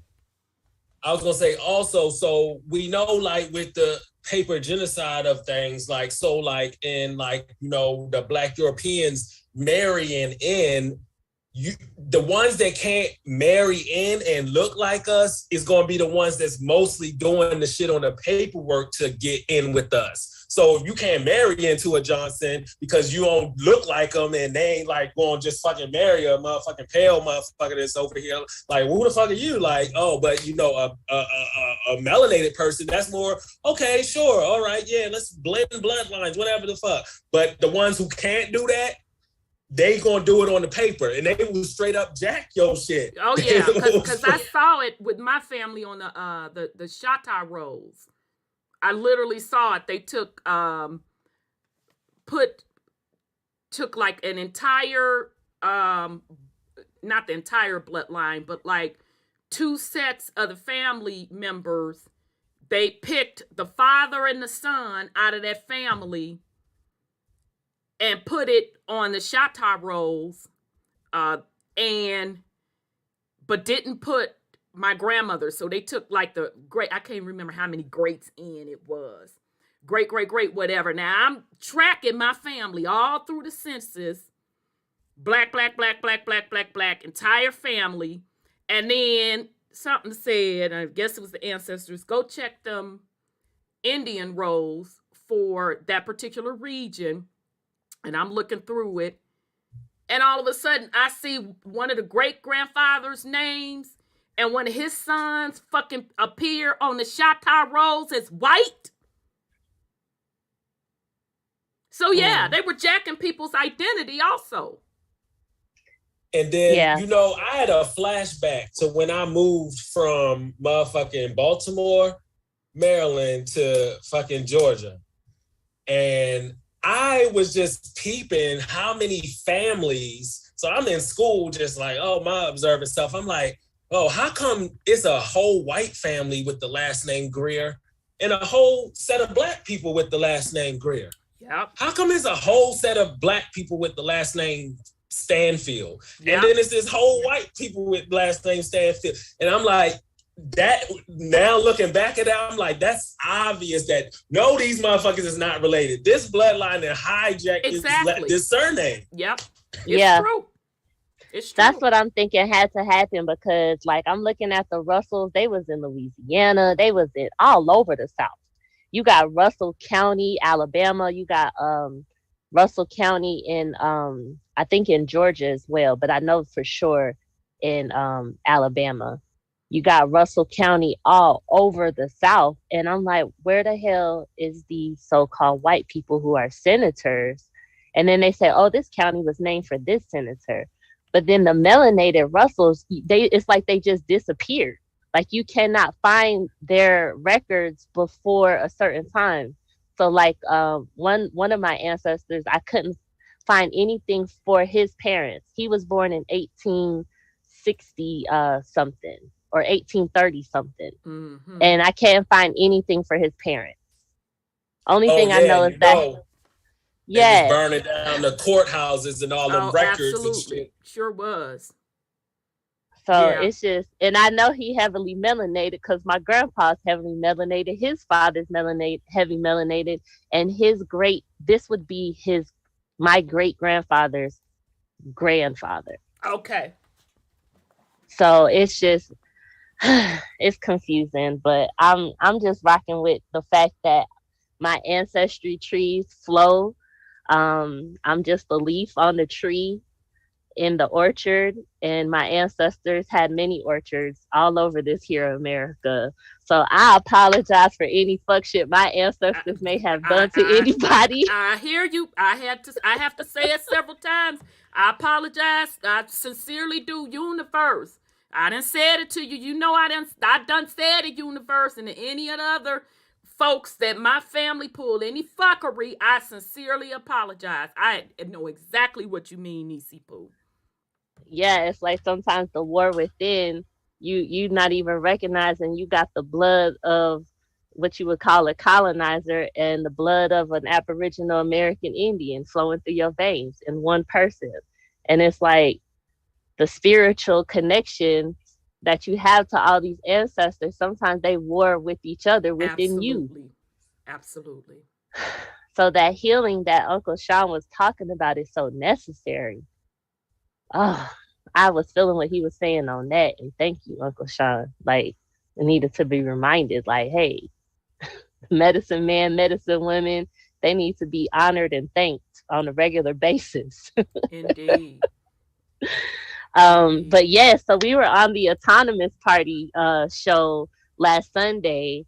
So I missed all of the Super Bowl, and I didn't even care because I don't watch it anyway. I call it foosball. Watching that foosball. So yeah, I missed everything, and I'm glad I did because I don't know what's going on. I was doing something else, and we did a drop with Mac Ether, and then we had his two friends, Yashika, and what's her name, Lady Lily. Who reminded me of Megan Good a little bit from she does. Harlem. Yeah, she sure does. Yeah, she's in the social media space heavy. And she wants to do more in I don't know what all she does. I know she's a journalist. I got to hear her. She's well read, I can tell you that. Yeah, I think she does sports journalism. She came into a Twitter space this week that I was listening in on. And she came in there kind of roughing up a little bit and got cussed out. Oh, okay. So I'm confusing them. Wait a minute. So you mean on the one you was listening to, it was some controversy with her on the sports stuff? This was a couple of days after the show. So I went and followed her. Yeah, after that, I went to try to find her on Twitter because she, her and Yashika be on Twitter. So I said, well, let me see if I can find them on Twitter and, hear more of their perspective.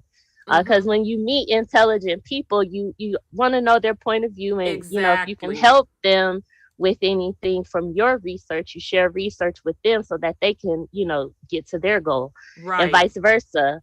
So I was like, well, let me see if I can find them on Twitter. And I ended up coming into a room. It was a Foundation of Black Americans and another group called #Tribe Secure the Tribe. #Secure the Tribe. Okay. And the girl came in there. I don't know what the hell she said because I came in after her and they were talking about her. And it was kind of like Yashika was still in there. She was like, I didn't know she was gonna come in and do that. So Yashika was trying to she's normally cool. I don't know what's going on. Y'all give her a chance. But she must have came in there guns blazing. And I was like, this be that situation where the younger generation, I don't know how old she is, but I'm pretty sure she's, younger, where they get on these spaces and they generalize.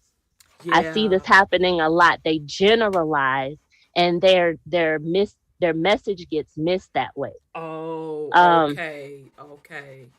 Yes. And then, I also was in another space where this one girl claiming to be American Indian was literally bullying on this South American guy. And it was just like, what are we doing here? How are we going to tell somebody they're mixed? And then we're going to say, oh, I'm American Indian, but I don't want to tell anybody my Dutch side or my European side. Exactly. You're What the hell is mixed. this? But then we want the so-called Native Americans to admit to that they have some kind of Mongoloid ancestry from Siberia. Like, come on, this is stupid. I'm gotten to the point now that I'm just like, all y'all fucking retarded. It's a little much. It is, and it looks like a bunch of identity extremism. It really is starting to look that way. And I hate seeing people do that to other people. It's like, at the end of the day, we have to get along on this here earth. Y'all creating fights. These things can turn, like Brother Sean was talking about that girl in Atlanta. Like, these types of fights and aggression can spill over into real life. Yeah.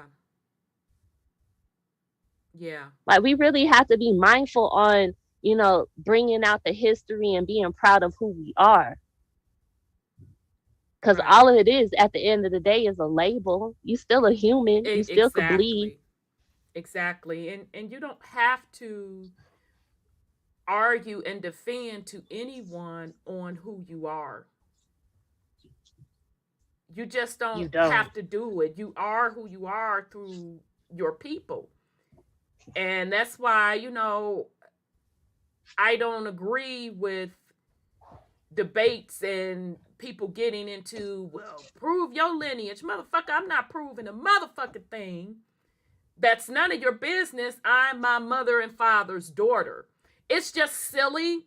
And I feel bad because I feel that Generation X, my generation, with that goddamn debating, and you literally have a generation of men that ain't done shit but sitting up bragging about who they can debate the best and scratching their balls. And the community and distracting the people.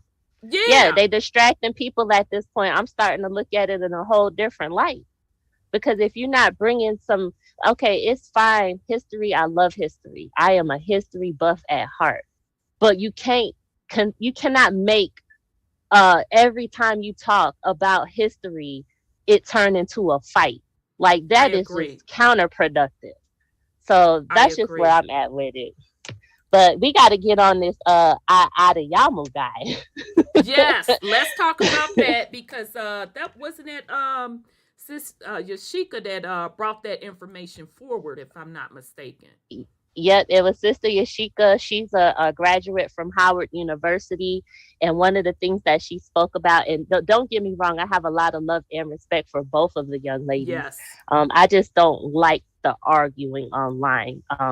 And then saying that you're American Indian, because then people who identify that way, they all get thrown into this pile of a bunch of people bickering, and it's like, wait a minute, I don't agree with that person. Don't put me in a pile. That's why I said they've made it dirty. I said that they made it dirty. So it's like, just keep me out of it, period. I don't want no parts of it, because for me, it was about finding your heritage. But I'm truthful with my shit. I'm just not American Indian. I'm Black European also. I'm truthful with my shit. Black European, white European, I got German, I got Dutch, I got Scottish, I got Irish. I ain't found no African yet. Yeah, I ain't found no African yet either. I'm proud of who I am, and I have to build my self-esteem up in order to feel complete, so that I can provide for my family. Exactly. With a strong mind and strong spirit. So that's how that goes. But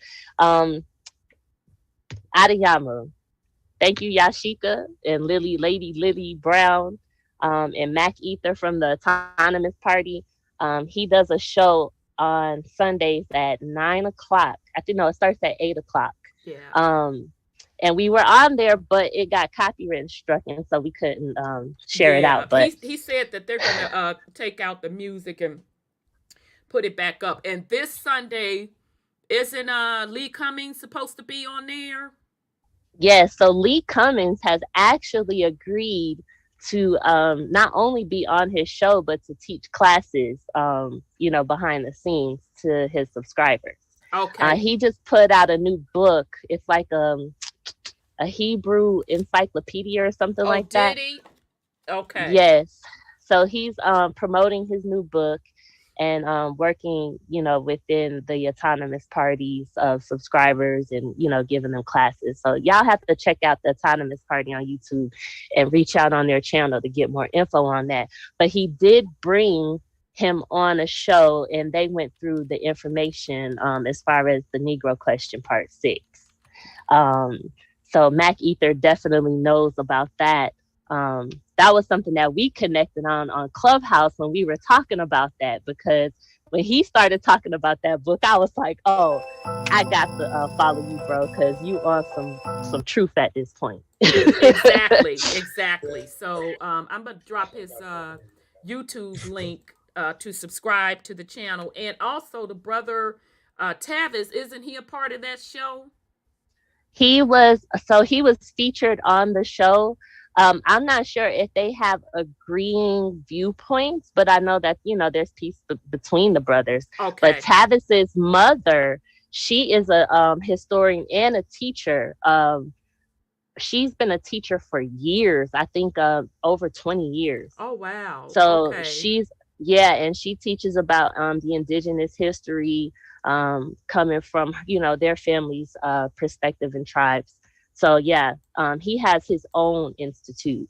So I think he was just on there to, just dialogue. Okay. Okay. So Brother Tavis is the brother of the song that I play sometimes in the opening and closing, Heart of a Warrior. So, okay. But check out that brother's channel.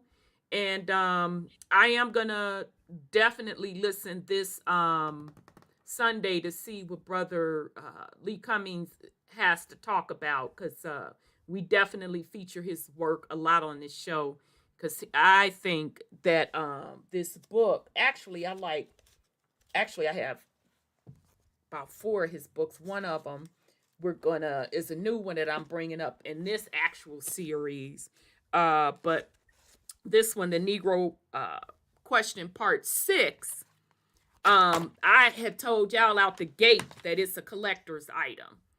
He did a very, very good job with this, and y'all can see all of my stickies on it.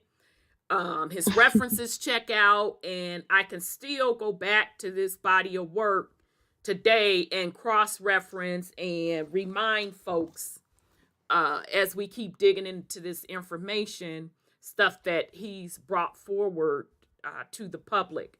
And this is also another one I like, the Negro Question Part 4, the Missing Link. That's another one that I like as well of his. So you can get both of those on Amazon, and I highly, highly encourage you to. And he wrote it in such a way that it's an easy read that you can even purchase for middle schoolers. So great work. So I'll definitely be there Sunday in the listening audience to see what the brother has to say. So okay, is Tavis's last name? What's Tavis? Sanders, right? It's Sanders. Queen Ottawa. Yep. I'm sorry. Go ahead, Nisi Poo. Before we get in on this Adiyamu, because this is gonna be a treat for y'all. The Carter G. Woodson you were in reference to. Is that the same Carter G. Woodson that wrote the book Miseducation of the Negro?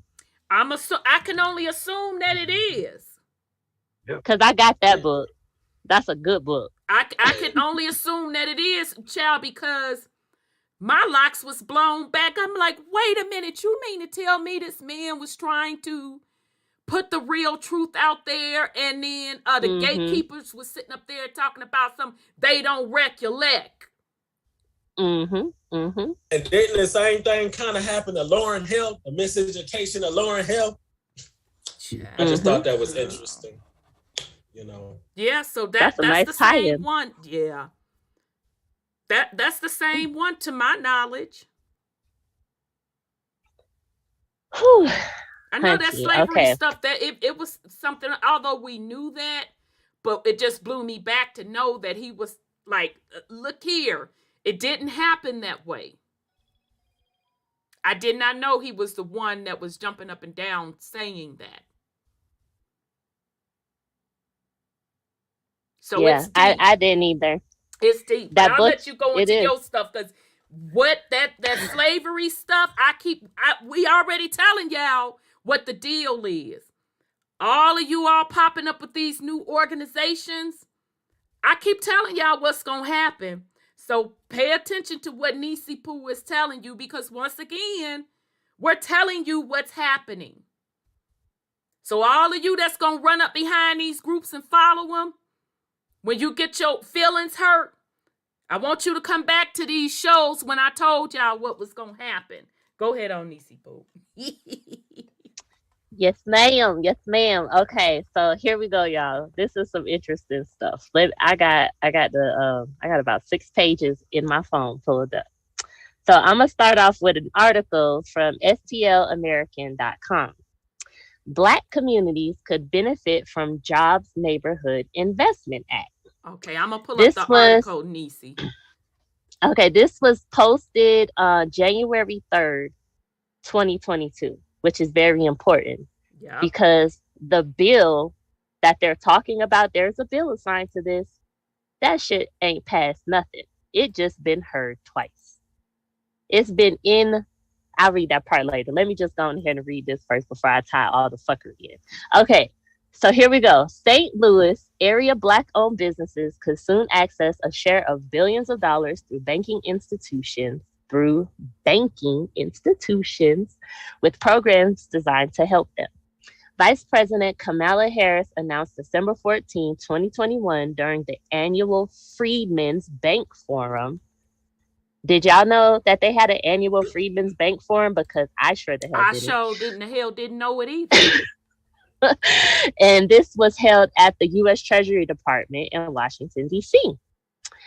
The GRIA reported Harris and Treasury Secretary Janet Yellen said financial institutions servicing minority and underserved small business owners would receive $8.7 billion in funding. That sum is part of a $12 billion, the Jobs and Neighborhood Investment Act. Harris and Democratic Senator Cory Booker, Chuck Schumer, and Mark Warner, and U.S. Representative Maxine Waters, chairwoman of the House Financial Services Committee, pushed through Congress in 2020. They fucking lying. Pushed through Congress in 2020. They ain't push shit through Congress. Them niggas ain't pushing shit. It only been heard twice, and then hold on, I'm gonna get to that part. Okay. In America today, deep racial disparities continue to hold people back from achieving all they can. Harris said in her remarks at the forum, today the wealth gap persists. Today the home ownership gap persists.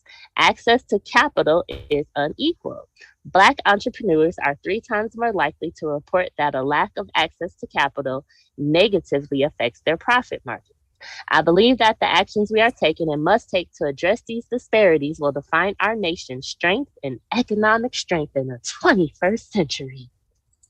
Harris said the resources are intended to address the significant loss of Black-owned businesses and unemployment during the pandemic.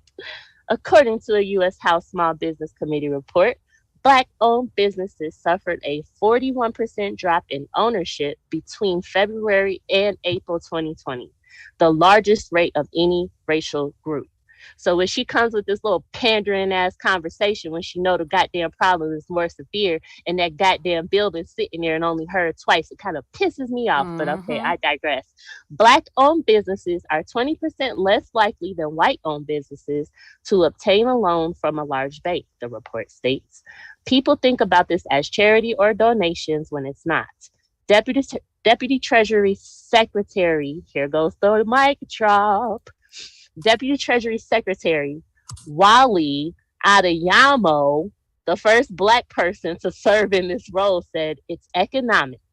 Investing in these communities. Okay. Investing in these communities makes sense from an economic standpoint. Adeyemo said the challenge now is scale, which will rely on establishing a technology and data infrastructure. Hold on, wait, rewind. Adeyemo said the challenge now is scale, which will rely on establishing a technology and data infrastructure to help support financial institutions as they provide funding to generate economic growth for Black and minority-owned enterprises. Which sounds like some fluffy shit. Okay, Sarah Rosen-Wartel, president Don't of with the reset if y'all niggas want some. that part. Right. Sarah Rosen-Wartel, president of the Urban Institute. Okay, so folks who looking for the bag, y'all might want to go check out the Urban Institute. Okay, Sarah Rosen-Wartel. That's your contact person. All right. That highlight challenges beyond simply providing capital, such as capital deployment, particularly capital from private and philanthropic sectors. Being capital ready is a huge issue for the businesses, the families, the firm, and neighborhoods. Too little of our attention as a country in the last decade has been focused on that infrastructure so that we can get to the financing programs. Regulatory programs oftentimes do not disaggregate the data about the race of the communities that are being served. Okay, now here's the history part. The Freedmen Forum takes its name from the Freedmen Saving and Trust Company, which Congress launched in 1865 to serve as a private savings bank that collected deposits from newly emancipated communities. According to the National Archives, the Freedmen's Bank had 37 branches across 17 states with a total of $3.7 million in assets, equivalent to $80 million today after inflation. The Missouri Historical Society has documents containing signatures and personal identification data about depositors in the St. Louis branch of the Freedmen Savings and Trust Company. National Archives collections explain internal mismanagement. National Archives collections explain internal mismanagement, external political manipulation, racial discrimination by state governments, and the white financial community. And the Panic of 1873 all quickly drove the bank into a precarious state. I think they should have used a better word than precarious. During the bank's final year in 1864, bank/year publisher and statesman Frederick Douglass became its president, and he invested $10,000 into the institution. Neither Douglass's reputation nor his money was enough to save the bank. It carried so much debt that most of its more than 60,000 depositors never recovered their deposits. Dang. Now, folks want to know what happened to the Freedmen's Bank? That's what happened. Now I'm going to get into excuse me, wasn't Frederick Douglass responsible for the birth certificates? I'm not sure.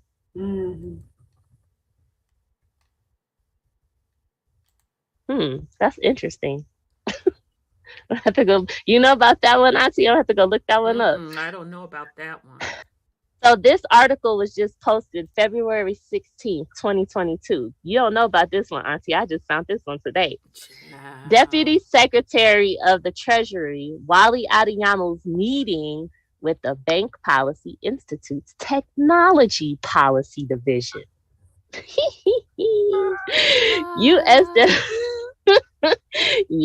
U.S. Deputy Secretary of the Treasury, Wally Adeyamu, joined by Jen Esterly, Director of Cybersecurity Infrastructure Agency, and Brian Vorndran, Assistant Director of the FBI Cyber Division, met today with the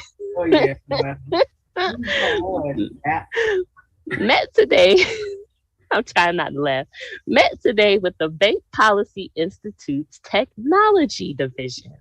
So wait a minute. You're telling me there is a division called Bank Policy Institute's Technology Division?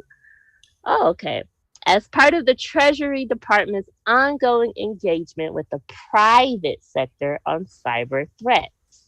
Notice that word private sector. Okay. When folks be talking about private and public, are you part of that private sector that they met with? Are you part of that private sector, or do you just think you're part of that private sector? Okay. The Deputy Secretary detailed ongoing interagency efforts to protect critical cyber infrastructure and deepen coordination between the government and the private sector. He highlighted efforts across the Biden administration to deter, disrupt, and respond to malicious cyber activity, and to exchange information and conduct real-time analysis with partners, including through initiatives like the Joint Cyber Defense Collaborative. Deputy Secretary Adeyemo underscored the administration's commitment to sharing appropriate intelligence with the financial sector to protect vital economic functions from aggressive cyber activity. Participants included Brian Monahan from Bank of America, Jean-Yves Fillon from BNP Paribas USA, Steven Steiner from Huntington Bankshares, Chris Gorman from KeyBank, Michael O'Grady from Northern Trust, Bill Demchak, PNC Financial Services, Bill Rogers, Truist Financial, Andy Cecere from US Bank, Charlie Scharf from Wells Fargo, Harris Simmons from Zions Band Corporation, and Jude Schramm, BITS Executive Board Chair.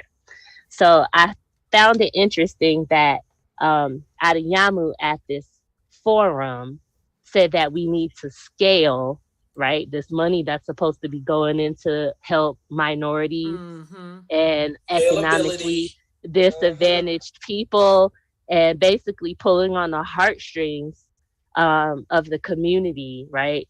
And pretending through these articles that they're going to do something, but really it all has to do with cybersecurity and banking. Has nothing to do with really helping the community. If you get involved in their banks, all they got to do is press a button and you'll be broke before you know it. That part. So now, I was going to read Wally Adeyemo's background so y'all could get a gist of who he really is. Okay, so before you do that, because child, I'm trying to make sure that we get it. So,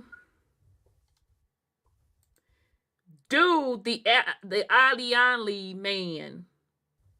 Ali man. He works for the Treasury Department, right? But he's over the Freedmen Banks initiative, right?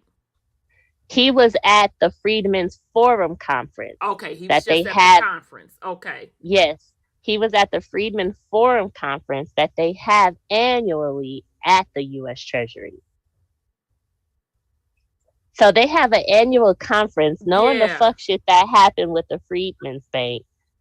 And yeah, they're just eating and drinking and talking, right? Kikiing with and have these plans, and they're pretending as if it's about, you know, minorities and black businesses that have struggled. And really, he just had a meeting with high-level bank officials about cybersecurity. Yeah, because I guess that's what I'm confused at. What the fuck cybersecurity got to do with the Freedmen's Bureau program of Freedmen's Because they got to transition everything over to digital and to secure them assets when everything on a motherfucking blockchain. That's the only way you're going to secure that. Yeah, that part. But I guess I'm just trying to clarify, does he exclusively work to manage or administer? Because you know they love to have somebody administrating some shit. The Freedmen Bank stuff.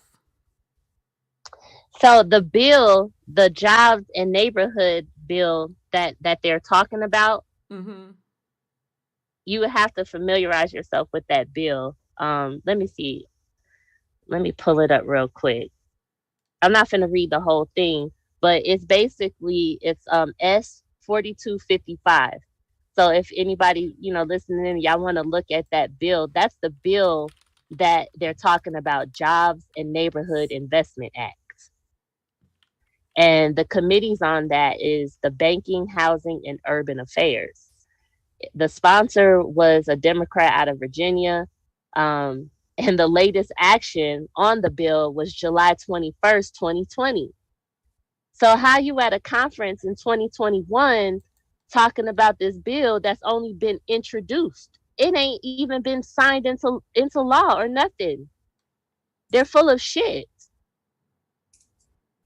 Yeah, because I'm looking at it and it's saying a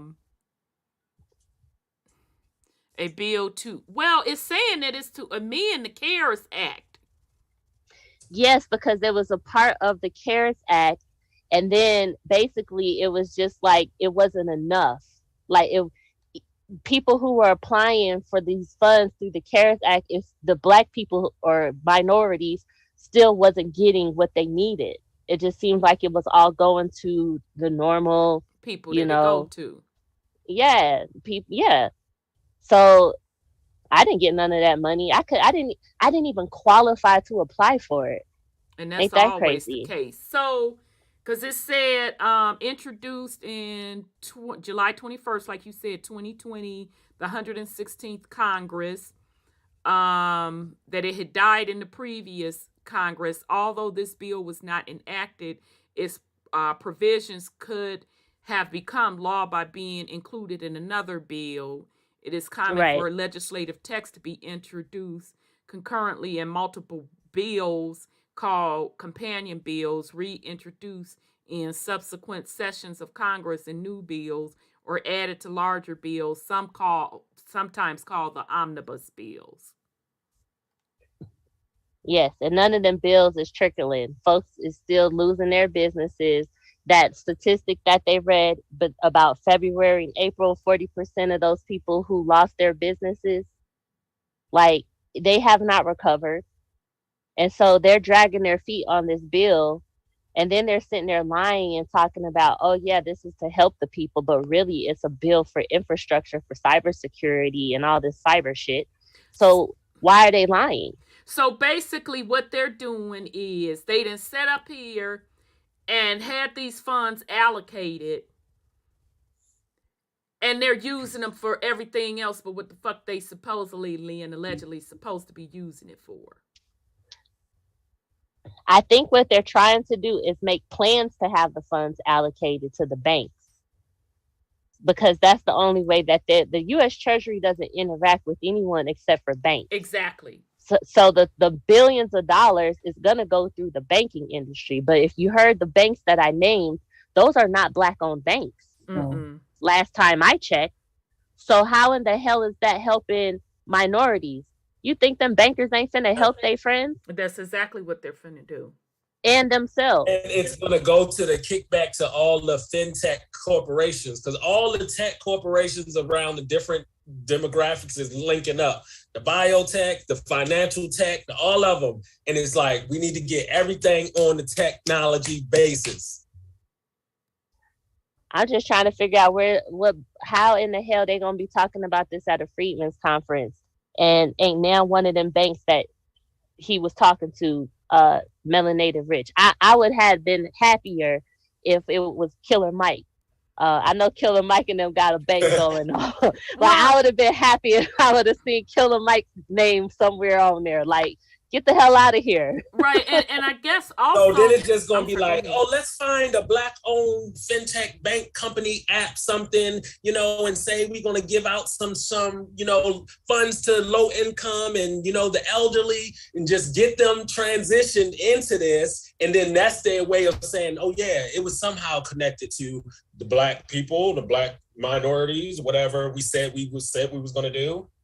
So do you all understand also, oh, good, Brother Odell's in the house. Do you all understand also that they're holding this freedmen conference, and all of these other groups running around talking about freedmen? Y'all know who the fuck y'all are. Did you have your legs crossed at that conference? Did you have a seat at the table? All of y'all running around here talking about reparations?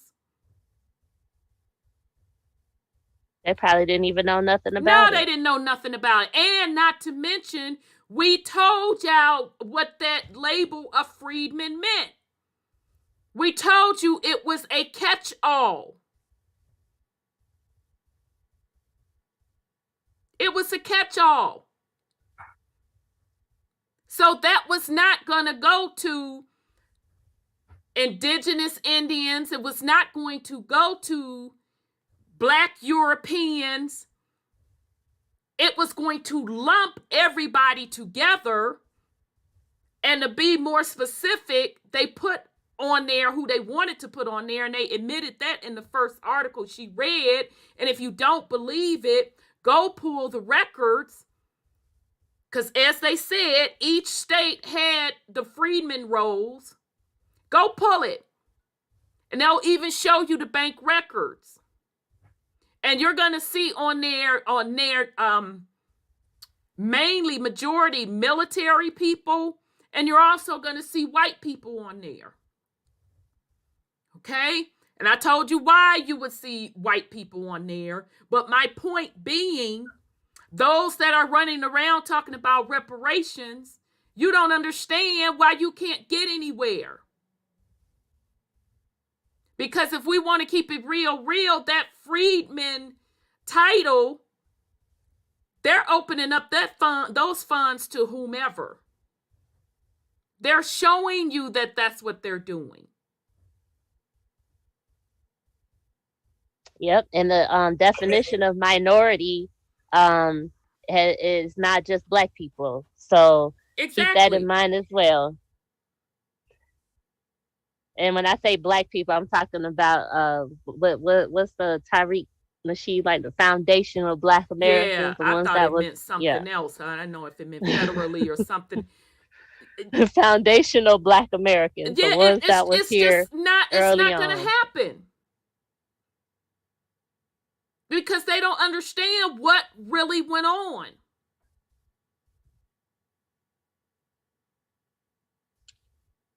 They're still doing the same shit when they originally set up the Freedmen's Bureau. Folks, and that they was have supposed no to get the help intention. getting it. No, they ain't got they no have intention no to intention. do shit. Exactly. They gonna sit there and keep on pretending like they do. So let's look at this Adeyamu guy, and then we can that's get on what I wanted with to get into. I know you did, brother. I know you did. Because I'm just like, look at this surname, and then we know the hidden hand is like, okay, yeah, we gonna say, oh, it's these white banking families, but we know it's these Black banking families, Black European, African motherfuckers. And then we be like, where are they? Well, I think some of them be right in our face. Like Sean is like, yeah, I'm allocating funds saying it's for y'all niggas and it ain't for y'all niggas. Yeah, Nathaniel Bolton L said those are for Quakers. Right. You know? All right, so here we go, y'all. I'm gonna try to rip through this real quick. This guy. So I'm looking at his LinkedIn profile. The same information for his LinkedIn is the same that's on the U.S. Treasury's website. So basically, he was the president of the Obama Foundation. Wow. He's still the president of the Obama Foundation. Oh wow! Because it says August 2019 to present. Yeah. He was a non-resident fellow at the New York University School of Law. He's still, and that's present. Go ahead, Auntie. I didn't hear you. I said he's foreigner. He's an esquire. He works for the crown. And he is a senior advisor, Center for Strategic and International Studies. Still there. And so Center for Strategic and International Studies. And he's also the senior advisor, used to be, this is y'all finna just, y'all jaws gonna drop and your locks is gonna fly back. Senior advisor for Blackrock. Black Lives Matter. I knew it. No, not Black Lives Matter, Blackrock. Oh shit. The senior advisor. Oh, shit. He provided macroeconomic and geopolitical advice to Blackrock portfolio managers and their clients. Do y'all need us to remind you who Blackrock is? I don't mind. Let me pull it up because I already have it right here. I appreciate that. So, hold on, wait. Where did it go? I just had it pulled up. Dang it, man. I got too many screens. Hold on. Dang it. Oh, they did give us jobs. They're all over TV now. Okay, I got it. Oh, they trying. Here it is. I was going to say, they trying to like block me from looking at the site or something. They ain't nobody should do none of y'all. Okay.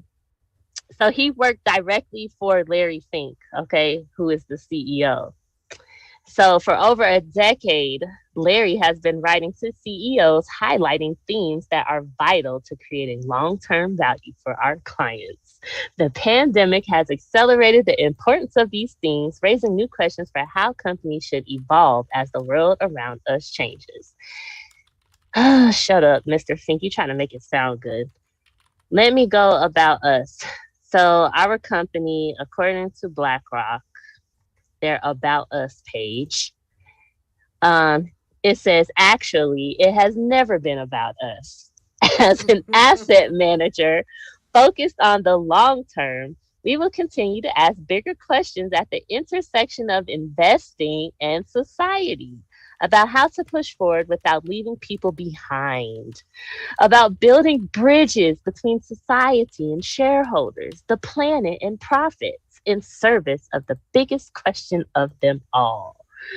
How much fuckery you guys have caused in this world. You should just post that on your website. You should smear your faces with shit.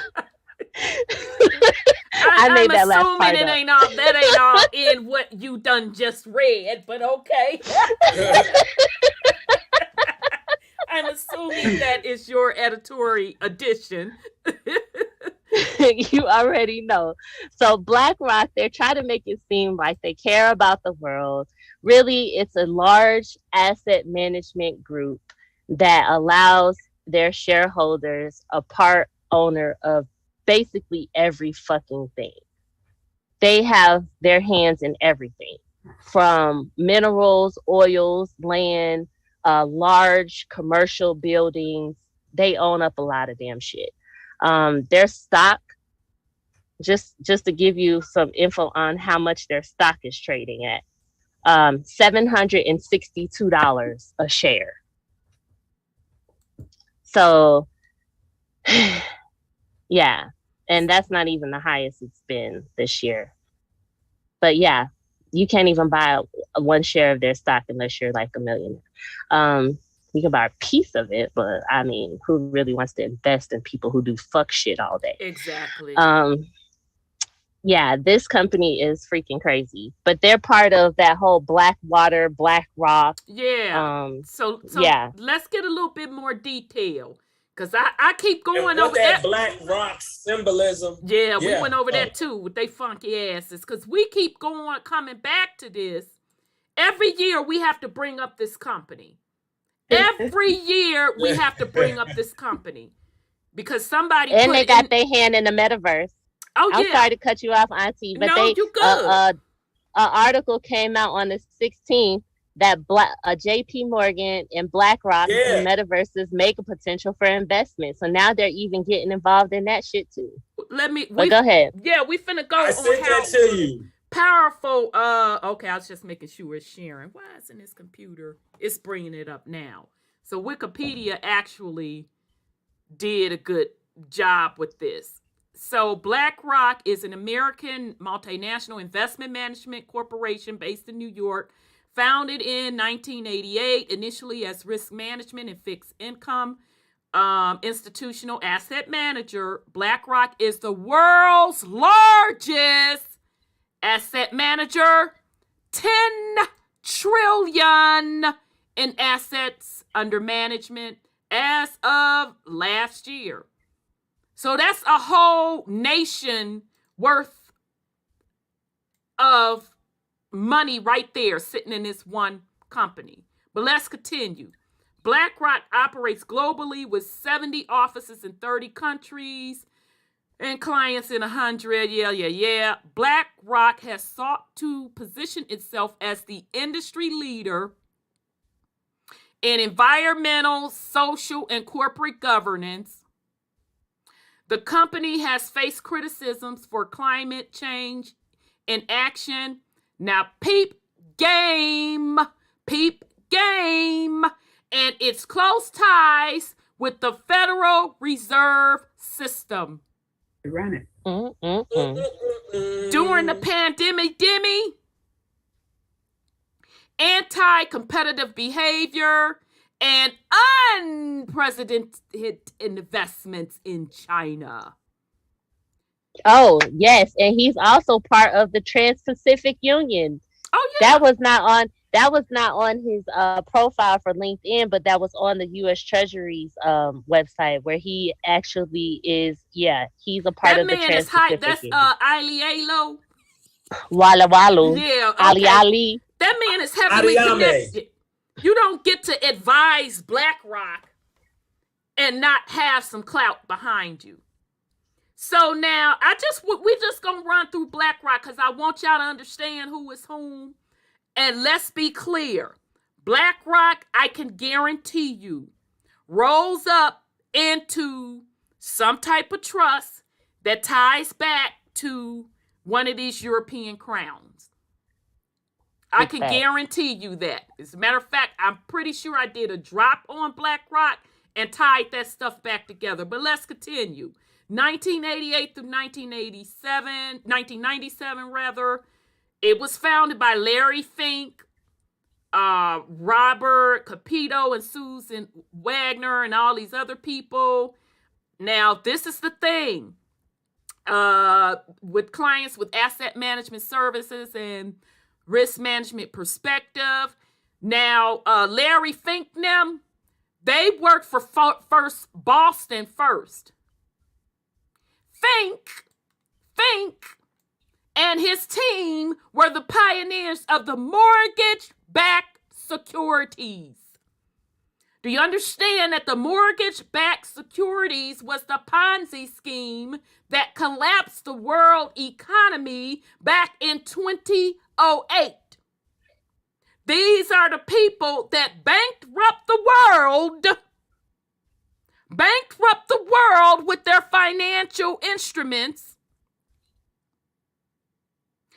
And here they got another company, and they laid all up in the bed with the Fed Reserve and all of that. Okay? So I'm not going to read through all of this, but basically, First Boston got bankrupted up under Larry Flint. He lost $100 million. Fink. But he was able to turn around and get investments to start up BlackRock. Where they do that at? These people are heavily connected. Okay? Mm-hmm. So somebody from the Blackstone group, okay, that's another investment management company, pretty much said, oh yeah, he can do it, blah, blah, blah. The good old boys club, all right? And these people ain't nothing but the kings and them, boys in them, or they were assigned to run their companies.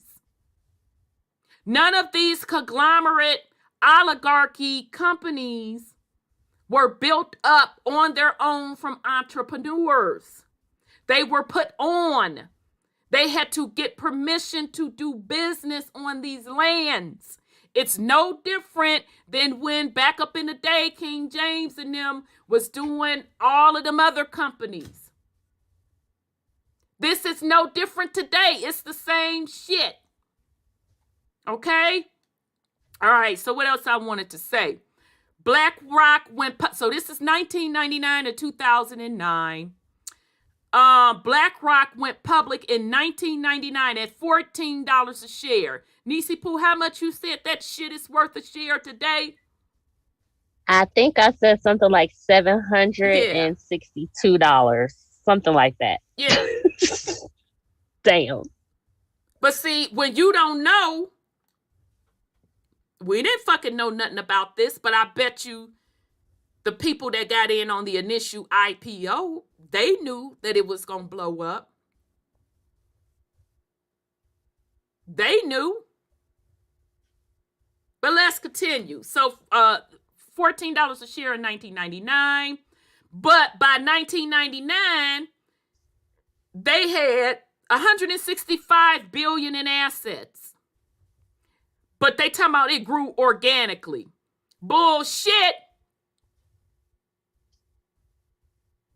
This is old money. Telling people, okay, this gonna be the new asset management company that's gonna blow up. Put your money here. And your assets. And your assets, absolutely. Okay? And of course, they started buying up shit. Okay? Because I believe that folks are only, once your business get past a certain threshold, in the millions. Some say it's 100 million. I say it's lower than that. I say 25 to 50 million. Yes, sir. What if they didn't buy up nothing? That whole mortgage-backed scheme. Maybe that was just them being able to claim the mortgages when they collapsed the other part of it. That's exactly what it was. That's exactly what it was. The only way that was done, quote unquote, organically, is because it's all bullshit. Exactly. They run up these markets. All they doing is running up these markets to put money in folks' pockets, and then they collapse that shit to take the ownership back. That's exactly what happened in 2008. And it's getting ready to happen again. And people keep thinking that real estate is going to keep going up, up, and up. And Blackrock behind the scenes this time is still even outright buying. Matter of fact, I believe Blackrock is a huge participant in the market being inflated because they're behind the scenes buying up blocks and blocks and blocks and huge chunks of real estate. Yeah. But, there's a but. Isn't he the one that said that the only people they're going to deal with is melanated, Jews, or brown people? And he's going to give employment to the melanated people. Yeah, that was what the podcasters, what they said was, and I forgot the podcasters' name. I apologize because they're not on YouTube. That was literally a podcast recording that we heard. What they said was they were going to start putting melanated people in work as heads of these companies. Mm-hmm. They're going to start seating melanated people as CEOs of this of these particular companies. And Blackrock is going to be at the forefront of that. Okay? So that's what they were saying. All right, so what else they were saying? Yeah, they did that. And we have tons and tons of melanated people on TV now, and in commercials and on ads. There are just tons of them.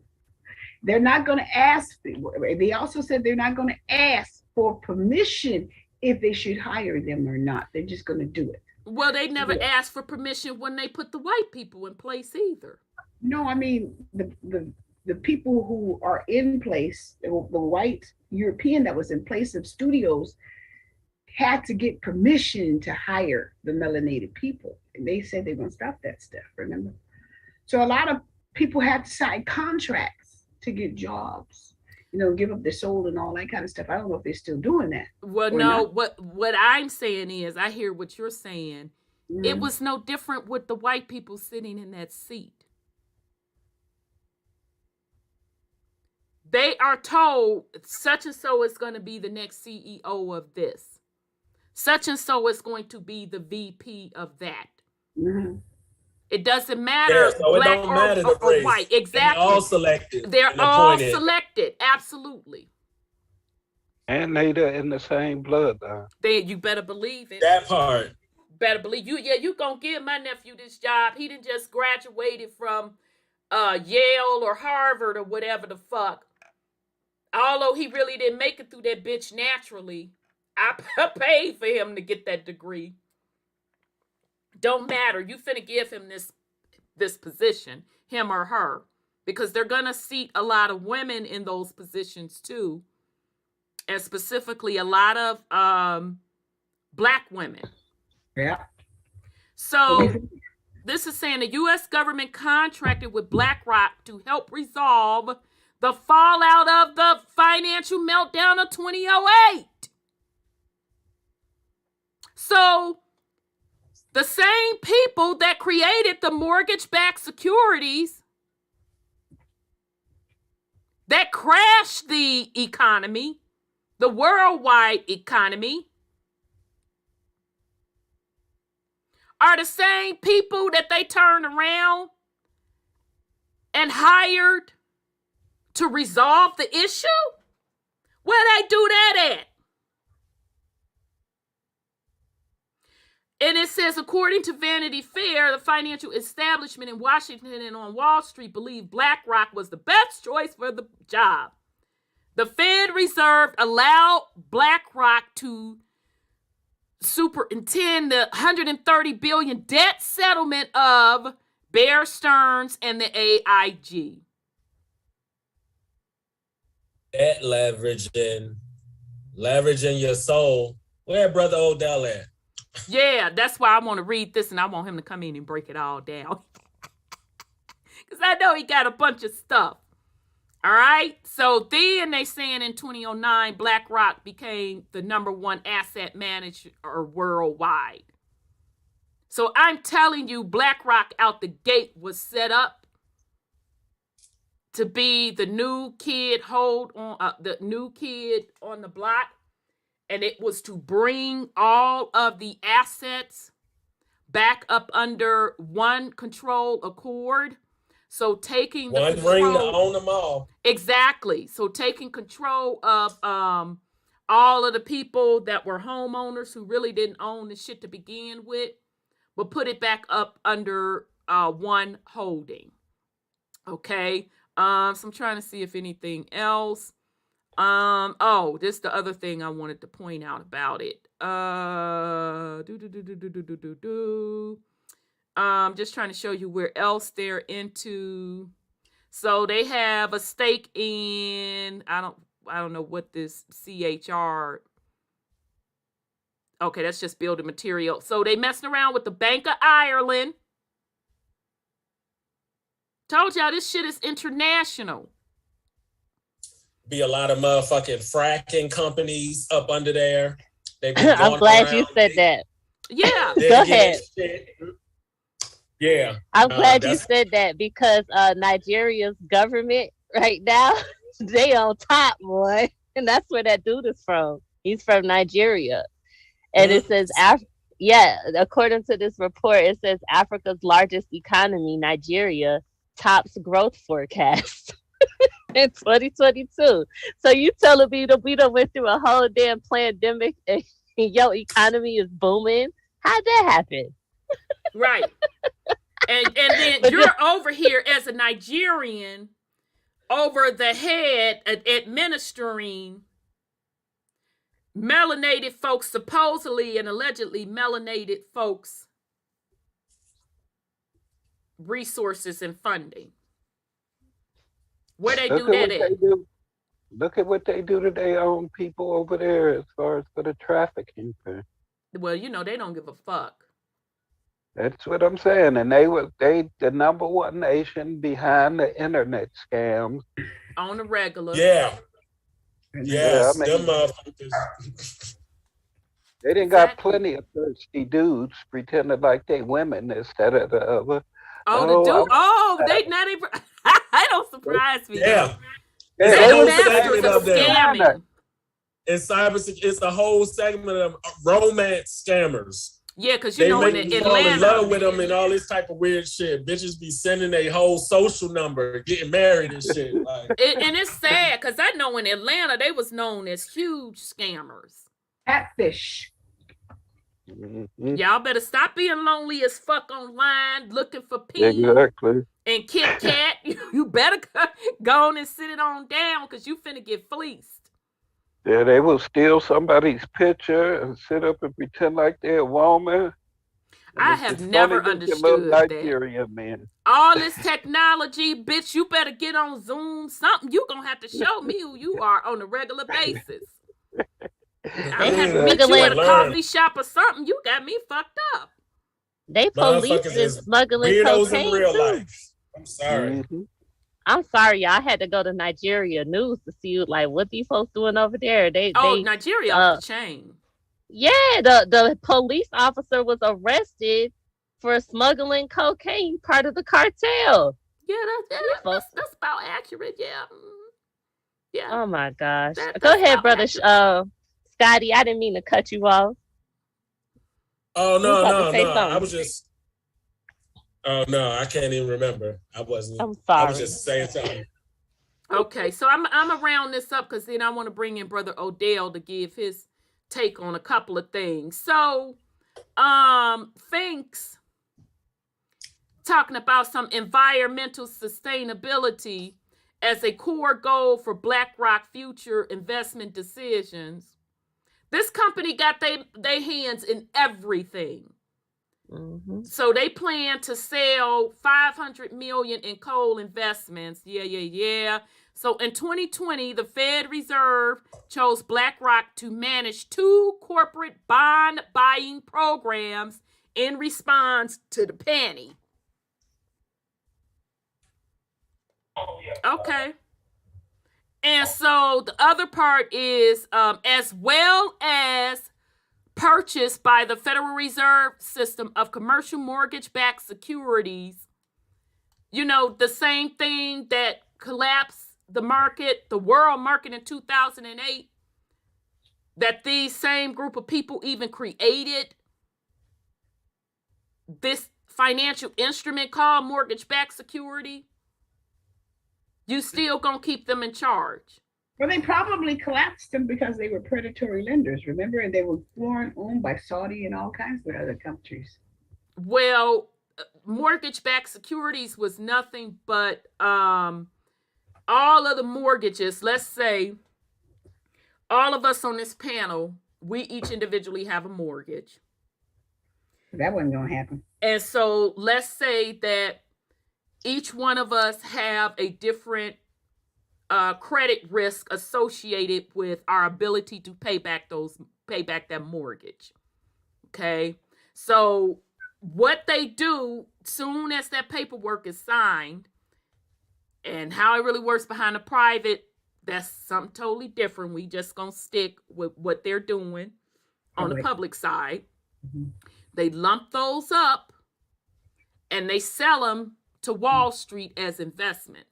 That's right. Now, what is supposed to happen, that grouping of mortgages that they package with all of us in the group of mortgages that they're packaged, the Moody's credit rating people supposed to assign a risk number to that. Is this an A credit, a risk, B, C, D? Mm-hmm. So let's say that we were not that financial savvy, whatever. Our credit wasn't that great. Some of us didn't even have a job. Some of us really didn't make enough money to be able to afford those mortgage payments. So that credit risk should have been a D. It should have been a D. Mm-hmm. Moody's stamped it as an A. Yeah. They stamped it as an A. So Wall Street, and then that was packaged up, put on Wall Street to sell, and they were buying it up.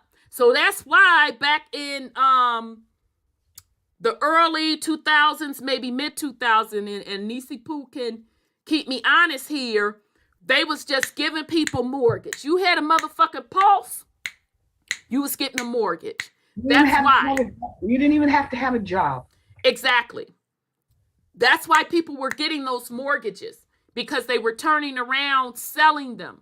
Now, they don't give a damn that whether or not you could pay, because people were getting paid on it. Plus, they were guaranteed. And at that time, AIG was also one of the companies that was insuring, so saying, I will pay out the risk of that mortgage-backed security being a successful investment. If it don't work, too big to fail, I'll pay you. Mm-hmm. So that's why AIG almost collapsed and the government had to bail them out. So all of them shenanigans went on. Now remember, Blackrock created that mortgage-backed security financial instrument, and you means to sit up here and tell me that the Fed Reserve is allowing them to do the same thing, and now it's going to be guaranteed by the government National Mortgage Association, which is Ginnie Mae. Because remember, Freddie Mac and I don't think it was Ginnie back then, or maybe it was Fannie. Fannie Mae and Freddie Mac. I was gonna say, now I know Ginnie wasn't involved back then. Nah, shit, it was Fannie. Because what happens is, if you have a particular loan that the government backs, because you pay insurance on that particular loan through your mortgage, so meaning if you default, then Fannie and Freddie would pay your mortgage off. FHA loans. FHA, thank you. FHA. Exactly. So, I don't even think they pay it off, though. I think they're just a clearinghouse. I think so too. I think you're not. I think so. You're right. But I got to put it into language that folks get. Oh, got you. You end up on the streets no matter what. Right. So, because it had already been paid. But those of us that know. Yeah. So I ain't trying to muddy the waters. So now they're saying that now 2 more agents. So now they renamed something Ginnie. Ginnie must be new. Federal National Mortgage Association, or the Federal Home Loan Mortgage Corporation, which is Freddie Mac. They're going to back these mortgage-backed securities. So basically, it's the same fuck shit that happened in 2008. And people are really sitting here with their legs crossed, buying these high-ass, overpriced mortgages and not seeing that this is the same 2008 shit all over again. And they're going to collapse the shit when they're ready to collapse the shit. Only difference is, this time when they collapse it, this is just in my opinion, they're going to stand up that digital currency system. Right. Now, that's just my opinion. But that shit is going to collapse again, because these are planned collapses. Well, he said they were going digital, right?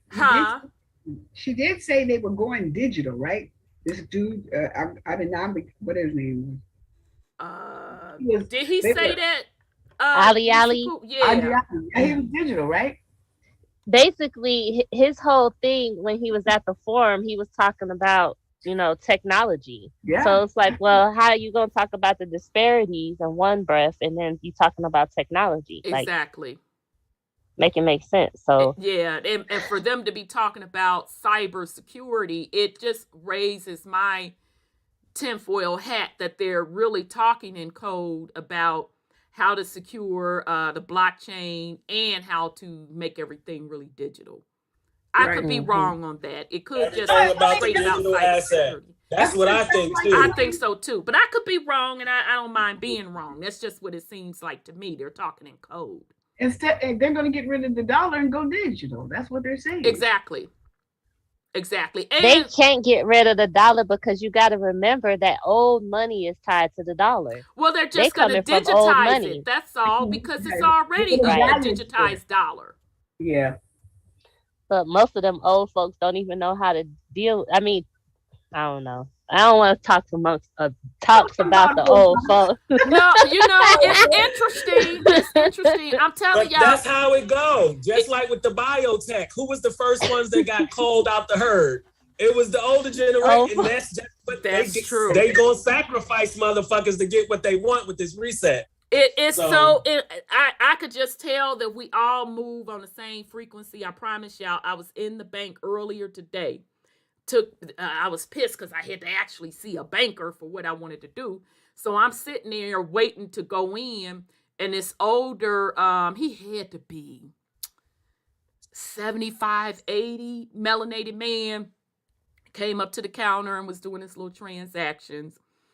And, I shouldn't have been nosy, but in my defense, I really wasn't being nosy. I was just listening. I guess that's being nosy, but whatever the fuck.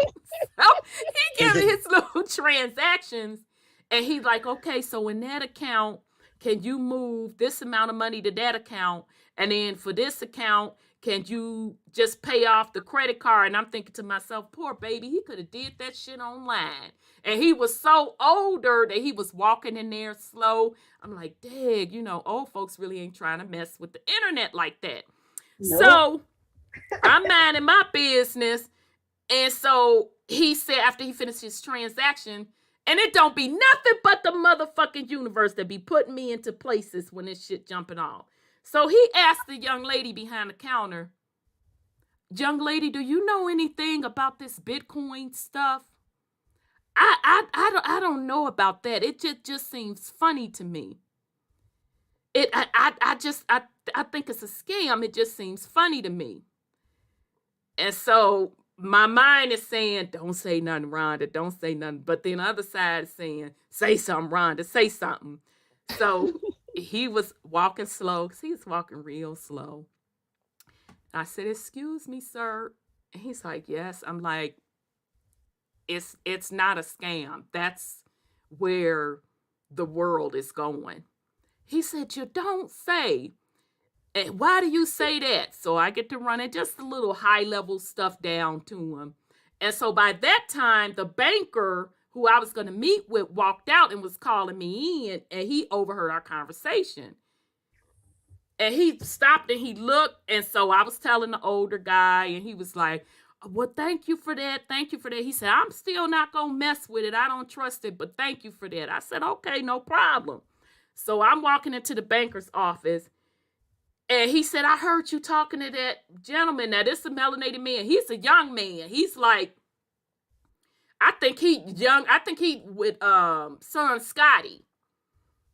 And he like, I heard you talking to him about Bitcoin and stuff. I said, yeah. He said, well, you need to put me in the loop. I said to myself, in my mind, I just wanted to throw up some paper like, oh, goddamn. You're supposed to know.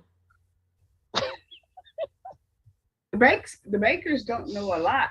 Be honest with I me. was blown the fuck away. So here I am doing what I need to do.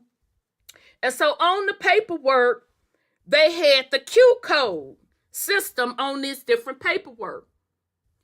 I said, why does this paperwork have that Q code on there? And he said, I don't even know. That's a good question. And I'm like, and you don't do this physically, but in my mind, I'm like this. You're not paying attention to shit. You're working in this shit, and you're not putting the dots together. Each one of those paperwork I had to go through had the Q code on there. I said, well, get ready. I'm telling you that this bank is going to start running business through these Q codes, and that's going to be tied to a blockchain, and that is what cryptocurrency is about. And he just kind of looked at me. I said, so I'm going to write these few terms down for you, and you need to do your research. So it just fucked me up. I'm like, you're in banking, and why I'm coming in here motherfucking schooling you. Yep, that's how I motherfucking be for a lot of motherfuckers. They be right in the midst of it and be so oblivious. I mean, the girl behind the counter, I don't know. The banker man, oh, you got to put me on game. Even down to the fucking form, you're not even paying attention to the form and how they are digitizing your motherfucking form. And I'm like, child, I'm like, universe, I just came up here to do this transaction. Why did I have to have a teachable moment? And then you show me how so behind people are, and they're not seeing a reset happen right before their eyes. So yeah, that part. So just to finish this up right quick, the only other thing I wanted to show you all is that how Blackrock is also tied to China. In 2020, Blackrock received approval from the China Security Regulatory Commission to set up a mutual fund business in the company. This made Blackrock the first global asset manager to get consent from the Chinese government to start operations in the company. In the country, rather. Company, same fucking thing. It wasn't no slip. I said what I said. So, that's Blackrock. And so you said Aliella? Ali. That's where he was the advisor to them. That's what you said, right? Because I don't want to lie upon the man. Yep. Well, you know, wasn't the Dearborn or Dear whatever it was document made this country a socialist country in 1871, wasn't it? And China and Saudi Arabia was the one that gave the loan to those people. I think it was grants at the time to keep this country going, because they went to China to get the money in 1871. The Deerfield, Odell, it wasn't. Oh, he's there, brother. The Deerfield document, I think is what it was. He showed that did that. So this is a socialist country, and they say that they're socialist, but they're pretending democracy and republic. It's a pretense.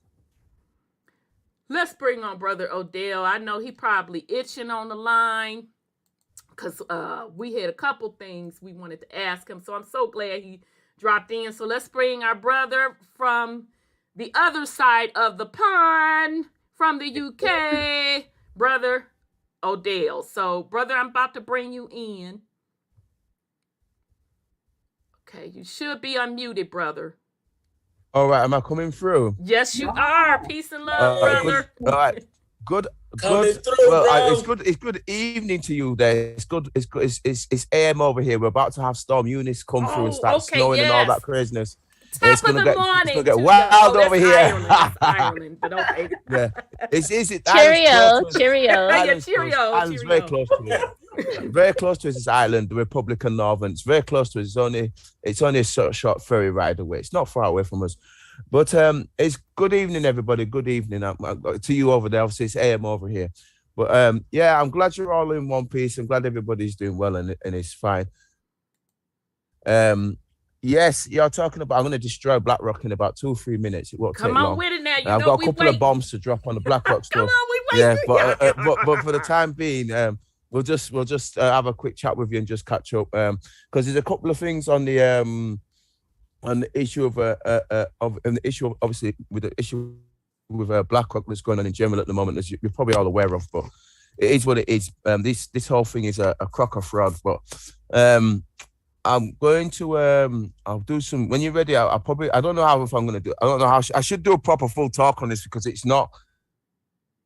This needs to be breaking down from this fake version of Aquarius and the UPU and the fact that they're adding And the fact that I've got the UPU statute showing that the SDRs, special drawing rights, which is running on ether, which is fifth dimensional consciousness. This is why they get the 5G technology. It's all interlinked to that and this fake version of a quest that they're setting up under SDRs with the UPU. So that's what's really going on. It's a reset, and I'm going to talk a little bit about that reset. I don't want to take over anything like that because you just every time I come in, we need to. You've got revolutionary wars that you're doing, correct? But come on, you do what you do, and we'll just take it where it goes because this is happening organically. And actually, Nisi Poo and I, we were sitting on a panel Sunday, and the host of that show asked about you. And I'm like, oh, yeah, that's Brother Odell from the UK. He's absolutely fabulous. He's like, oh, my God, I would love to link up with him and have him as a guest, yada, yada, yada, yada. So everybody's like loving you. So you do your thing. Well, I'm not taking over. I like the sisters platform. I respect the sister. I don't do all them things like that. You know me. I work with you. My principles are too. I've developed a consciousness that's too high now. With everything has to be balanced out. It's all about balance. If you don't come together and balance this up, and it's all based on us, based on the black Saturn, as you know, the black sun, the realm, as we always talk about. It's the rise of cosmos. I totally agree with you, and that's tied to us as living souls in the melanin. This gets him back to what Delbert Blair's talk about. You've had Mars Donaldson on here. We know it's about us. The Blackrock thing is about us, but it's not. But from a legal perspective, we're not black because of how it works in terms of it means pale originally, and that's if you get into etymological trace back, which we'll do a show on that. And I'll annihilate that construct using law dictionaries. I can kill stuff like that. That don't even take me long, bruv. All this trying to relabel us and black and white, that's all to do with masonry, the study of mother and sun, which is mother universe, and the sun is in the solar system sun, not the sun is in physical man. It's all cosmological in its origin, and then it gets back to the mother and sun in terms of the principle of mother, as in the women here who birthed the female yards that came here 950 plus billion years ago when the Paleolithic did not exist. It was only the women here first that birthed through the and both energies were here, but the women was on 3D Earth. The women came through first. The female Yarners came through first. That's why they carry the records. They came through first, and then the birth, the male energy through. But both energies existed. But physically down here, this is why everybody has to come through a womb to get here through the woman stargate. Simple as that. The nature shows you how things work on a fundamental level. And regardless of what ecclesiastical illusions the Cabal, Jesuit Roman cults putting out there, it don't stop the universe from working the way the universe does. No matter how much ecclesiastical magic they keep throwing out here. So you just have to look at the men and women down here to show you how it really works, because nature's guide shows you what's really cracking about. So at the end of the day, the women were down here first, the birth with the men, and back then it was just melanated people. It was just us back then, during the first seeding. And we'll do a galactic history talk. We can do that the mysteries that we have. But the women were down here with us, and then we got invaded by the Draco. Delbert Blair speaks about this quite often, about the Draco, the Weesadex, and the Anunnaki, and the beings from Orion, which is why I might show something on Sun and Victus when the Pope goes out and when Orion's above the Vatican. It's the reason why he does that, and he starts waving, is to worship them beings that came from Orion that messed us up here. Delbert Blair talk about this all the time. So at the end of the day, we got messed up during the end of the second season during Electric Wars, which I am doing. I'm fixing to do a joint on that, which I've got everything ready for during Electric Wars. And then that's when the wheels were put in here. The church, the circle, the wheels were put in here. And then once that happened, that's where we got the cosmological wheel, that was called the Nimbus. And that's what the energies run in terms of this particular realm.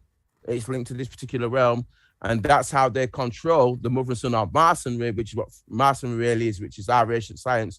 The Sabian culture, our ancient culture, gets back to what happened here when they put in what I call the rules to the realm here, and that's why the computers are put inside of Saturn, which we do a joint on it. But that's the Saturn used to be our old sun before Eden came here. This all gets back to what happened here in the second seeding, and obviously now we've got Eden here, and I've got the old maps. I might even pull one of them up. I've got one of the other maps where it shows when Terra or terra firma Earth, Lady Tara wasn't even in this solar system. It was when it was rebirthed again. the Earth was brought here after Tiamat was destroyed. Again, Delbert Blair mentions this, and it was brought here to re-energize, to fix back up the solar system. The melanated folk came here, and this is why you see those big, all the Washita, those all big, massive Moorish heads, and Easter Island, and all these places like Laos, Vietnam. This is why they had the Vietnam War, because we're destroying all our culture. That's what that's all half these wars have been all about. Anything they couldn't destroy, which represents back to the ancient times, what we really were. They can't destroy it. Then they take it to the Vatican. So all the ancient culture was based around us, and it was principles based on the fundamental issue of the realm. And so we fought a lot of the battles here that stopped this place being completely taken over.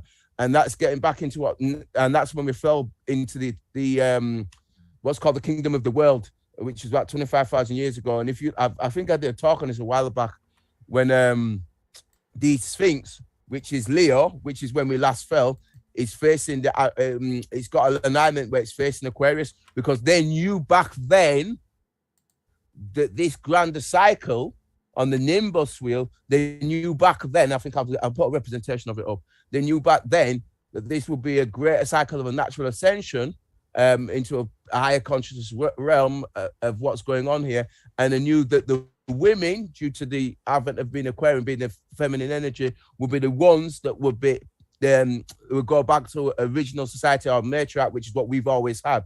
So therefore, you have to have balance. It cannot be patriarchal. It cannot be. It has to be Maya. It has to be balanced out.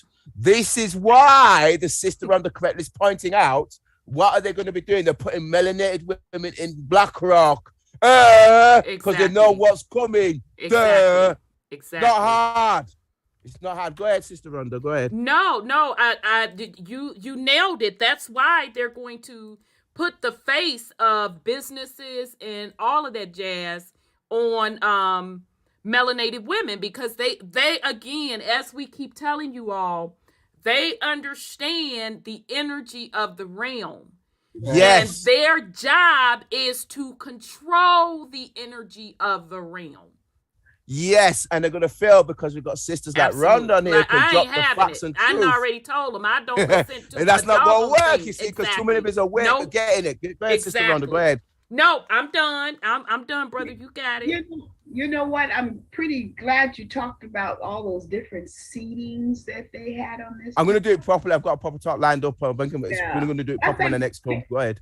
That's that paper I gave you, Rhonda. Remember that one where the guy said the star seeds? And that's what he's talking about, right? The different seedings from different planets that was seeded on this week Earth. Oh yeah, I remember. The 5 cloister races I'm going to talk about. Yeah, the 5 cloister races. But I went further back than that. I'm talking about when it's just us here. When they're talking about Sister Rhonda ourselves, we're just melanated people here. There was no over. You see, if you look at the species here, I'm talking about the species. You look, you've got amphibians here. You've got reptiles here. You've got mammals here. You've got insectoids here. You've got birds here. Back then, it was just original melanated people. It was just the mammals here. Yeah. I'm not talking about other species. They came later. This is what the Jesuits have been hiding. They came later. Brother Sean been saying that. He been saying all of these animals and stuff that we see. We can't guarantee that those animals are indigenous to the planet. He's always said that. Who said that? Sorry, Brother Sean. He's always said that. No, yeah, they weren't.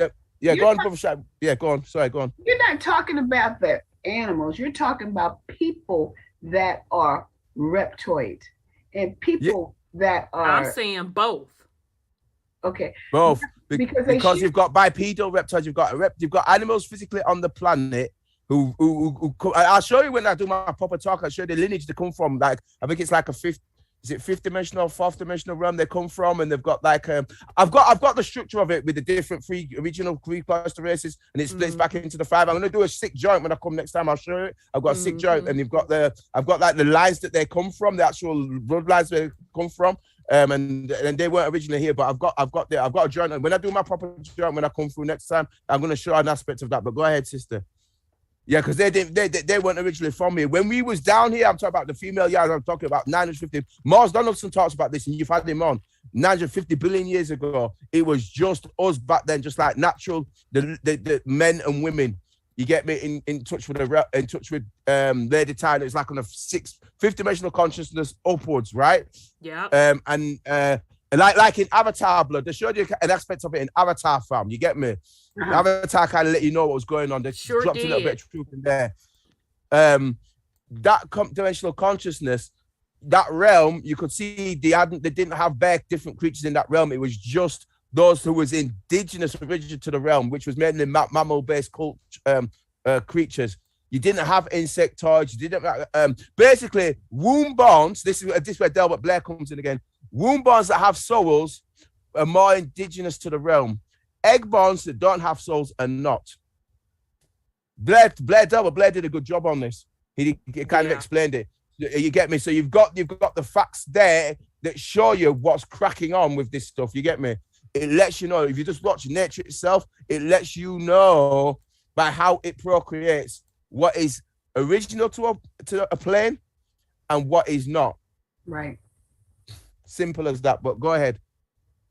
No, I'm totally in agreement. Only thing I just want to add to that, Dr. Delbert Blair was the first to say, and then years later, people started saying, he told y'all that the movie Avatar was about the history of the planet. He told y'all when that movie first came out, he said that is about the history of the planet. So that's the only thing I wanted to add on to it. But no, you're absolutely right. Yes, and this is the thing. And when we was originally here, because we got invaded, and I will talk about that during the Electric Wars, it was us that fought the battles in Blair. And again, Delbert Blair talks about the old Washita. Those original men, they're the ones that fought off the massive battles that were going on here. And if it wasn't for that, this realm would have been completely taken over. This is why we're officially under attack by the other beings right now. That's why we're all constantly attacked by police and all that stuff. That the ritual with the hieroglyph and all that stuff. That's why they come after us all the time. Because it's about trying to rough us up to keep us mentally off point, so that we're not getting back to where we're supposed to be. Even though during this advent of a quest, that's happening anyway.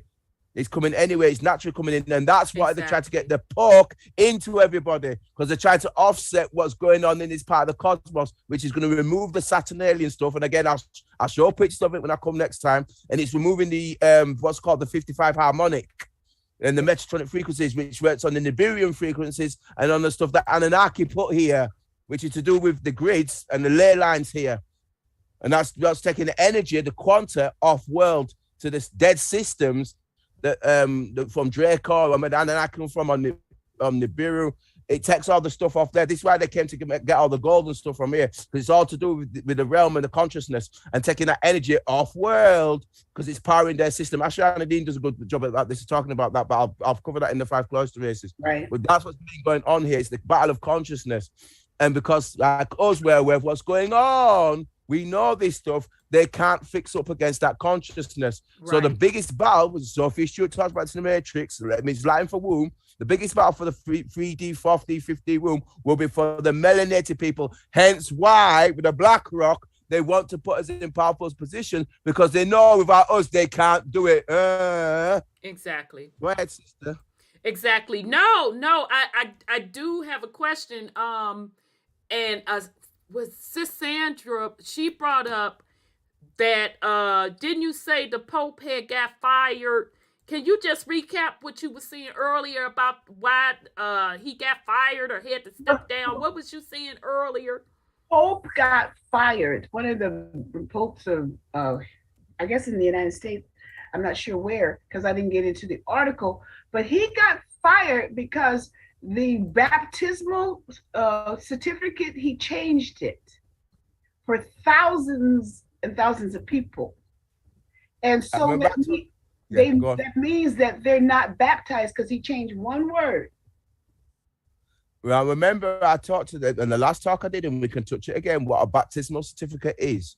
Remember, title to the soul, ecclesiastical property. Title to the soul. We killed this last time. The construct got annihilated from, right? It got annihilated. Right, we've still got it here. I've still got it covered here. I've left the talk up. I've got it here just in case we need to touch what our for if anyone's doing the chat. What our baptismal certificate is. Title to the soul.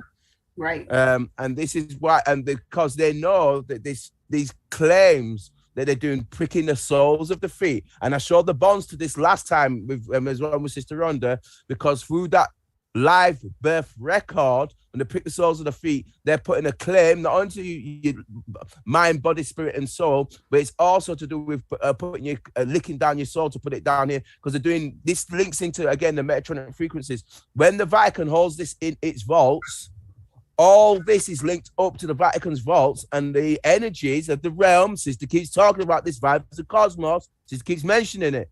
Right. When the Vatican do their rituals and all this stuff with the Draco and these other beings that they're on and off world, but they're in bed with, their energy, the quanta, is sent off world, and that's what you saw this title. That's why they do the paperwork and pick the soles of the feet in the hospitals. That's why they do it, because their energy is then transferred to the Vatican through the financial arm of London, through the and I showed you last time through the where the original Knights Templar land was for the City of London Corporation, and that energy is transferred to the Vatican through the Bank of International Settlements, and the Vatican is the spiritual arm, the London is the financial arm, and the military arm is Washington DC, the District of Criminals. And all this stuff is set up. The three triple crowns is triple tiara, the Unum Sanctum, the Eternal Regis, and Covification. I covered this last time.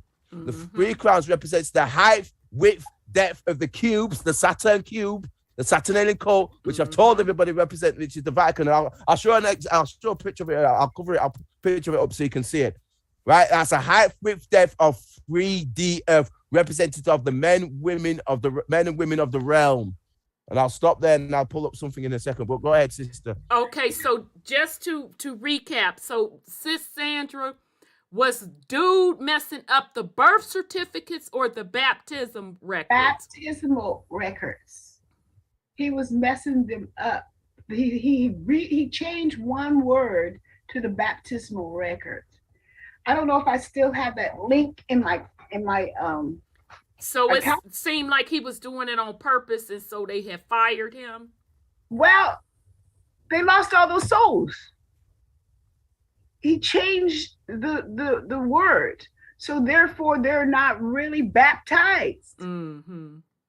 So every word had to be succinct for their spell, right? Obviously, to lock it in, to really lock it in. So. And so what I was saying, Brother Odell, that if he was doing this intentionally, and it appears that he was, if he messed up thousands of those records, I was saying he was probably doing it because he didn't want any karmatic debt to come back on him, although it's still gonna come back on him anyway. But that was just my 2 cents in the matter. Yeah, in terms of I've got evidence of this, and again, depending on what the time's like, we could cover it. But all you have to do is, if I just read the 4th file with the Jesuits, and I'll have you lot in stitches with it, and then you know what the mindset of these people is. I might read the text. I've got it. I just don't know if I want to read it or not, because it's not pretty consumption. Let's put it that way. It gives you a mindset of what these people think like. They're in bed with the Draco, the Wisa Dex, and the arcade. But I might just read the text. It's not long. It's only about half a page or so. But it lets you into the mind, being long. Into the because we're we only got 45 minutes anyway, so we're not going to get into the subject tonight, and that's okay. I'm cool with that. So if you want to share the screen and read it, that's fine. I thought you were just skeptical because it's so graphic that you think YouTube would trip. But yeah, they might trip. Oh, okay. Hey, they might trip. I might send it to your sister. Okay. I might read from the text. I might send it, but either way, it's the mindset. So I agree with Brother Sean. It's a mindset that these people have, and these people have been interfered with, and I've got some evidence of that as well. But what I might cover, I'll cover some of the Blackrock stuff that's easy to cover first, sister, yes. And I'd like to screen share that first. And I like to ask the question: what word would be the one that voids the baptismal thing? I'd have to look. I'd have to look at what he did. It'd be interesting to see what he did. I'd have to look at what he did to give him. One thing I will say to you is, it might be something to do with, and I'm going to cover a tiny bit of it. I don't know if you've heard. Have you ever heard the term pens portrayer? I haven't. Oh, all right. Trust me, fam. I'm gonna drop it tonight. I'll drop it tonight. Okay. Well, we ready when you ready. I'll you drop that should one be tonight. able to share. I think I gave you control. We ready, Okay. honey. We ready for the All education. right, I think I'll drop that one tonight. Then I always come with something new when I come here. We ready whenever you ready. Okay. I'm like, yeah, because I was interested in this one when I said, what? Yeah, because soon as she brought up that baptism stuff, I'm like, dang, well, when Brother Odell come back, we're going to have to ask him. And then when I saw you in the chat, I didn't want to bother you. But when you asked for the link, I'm like, oh, okay, well, this is cool. Then the Blackrock stuff came up. I'm like, oh, this is perfect. Sorry, y'all, we ain't get to the topic again tonight, but y'all know how we roll. But they absolutely love whenever when I you see come. Brother Odell, I gotta send the link. It Yeah, don't even matter. yeah, because people keep hitting me up. When Brother Odell coming back? I said, well, he's coming back the first week in March. And like I said, this other brother asked about you on another show. So it's all good, brother. We ready when you ready. Okay, well, I'll probably put this one in. Since every time I come on with you, like, it's good because we always cover a subject area that we haven't covered before. That's relevant to what the sisters asked. This maybe something to do with this. I know with the Vatican stuff, I know there's a spiritual arm of it more than anything else. That as soon as I do that thing in the hospital, the life birth record, I showed the bonds last time. I'll cover it again. I'll just show it in a minute after I've done the first bit. That I know it's called the divine. This is the hospital, the divine portion of the human body, and I think I might have a text on it somewhere. I'll have to dig it out. The divine portion of the human body, and it's how when they prick the soles of the feet. And me and the sister covered this last time. Me and Sister Rhonda covered it. We talked about the pricking of the soles of the feet, and then the baptismal certificate, the water of the head, which is to do with the Piscean construct, remember, and to the tip of the head, to the foot. And it's a form of ritual where if they do that to you, it's a form of ritual where they're covering the body from head to toe, and that's what locks you in on when they're doing all these rituals they're doing, locks you into the 3D space in terms of how the Vatican function, what I call the Catholic cube, which is the height, width, depth of three-dimensional Earth, which is what you look right now, yeah. And you're more than that anyway, because we're using ether to speak. Your plasma in your blood is what makes you fifth dimensional. If you can tap into that on your aura fields, which I regularly do all the time. Not what other people are doing, but I'm comfortable able to do it. So you've got your height, width, depth, which is your body. If you just look at yourself right now, so you've got your height, your width, and your depth. That's a 3D construct. And ether, which is what I'm speaking now with, vibration, which is an entity, a fourth dimensional realm, which is ether because it's more, it's not as solid, it's less solid. And then you've got beyond that, which is plasma, which is linked to your blood, which you had to pick the soles of your feet in the blood. That's why everything's done on bloodlines and shines right. That gets into your plasma is what's beyond the aura fields, that's the fifth dimensional realm, and that's why they do it.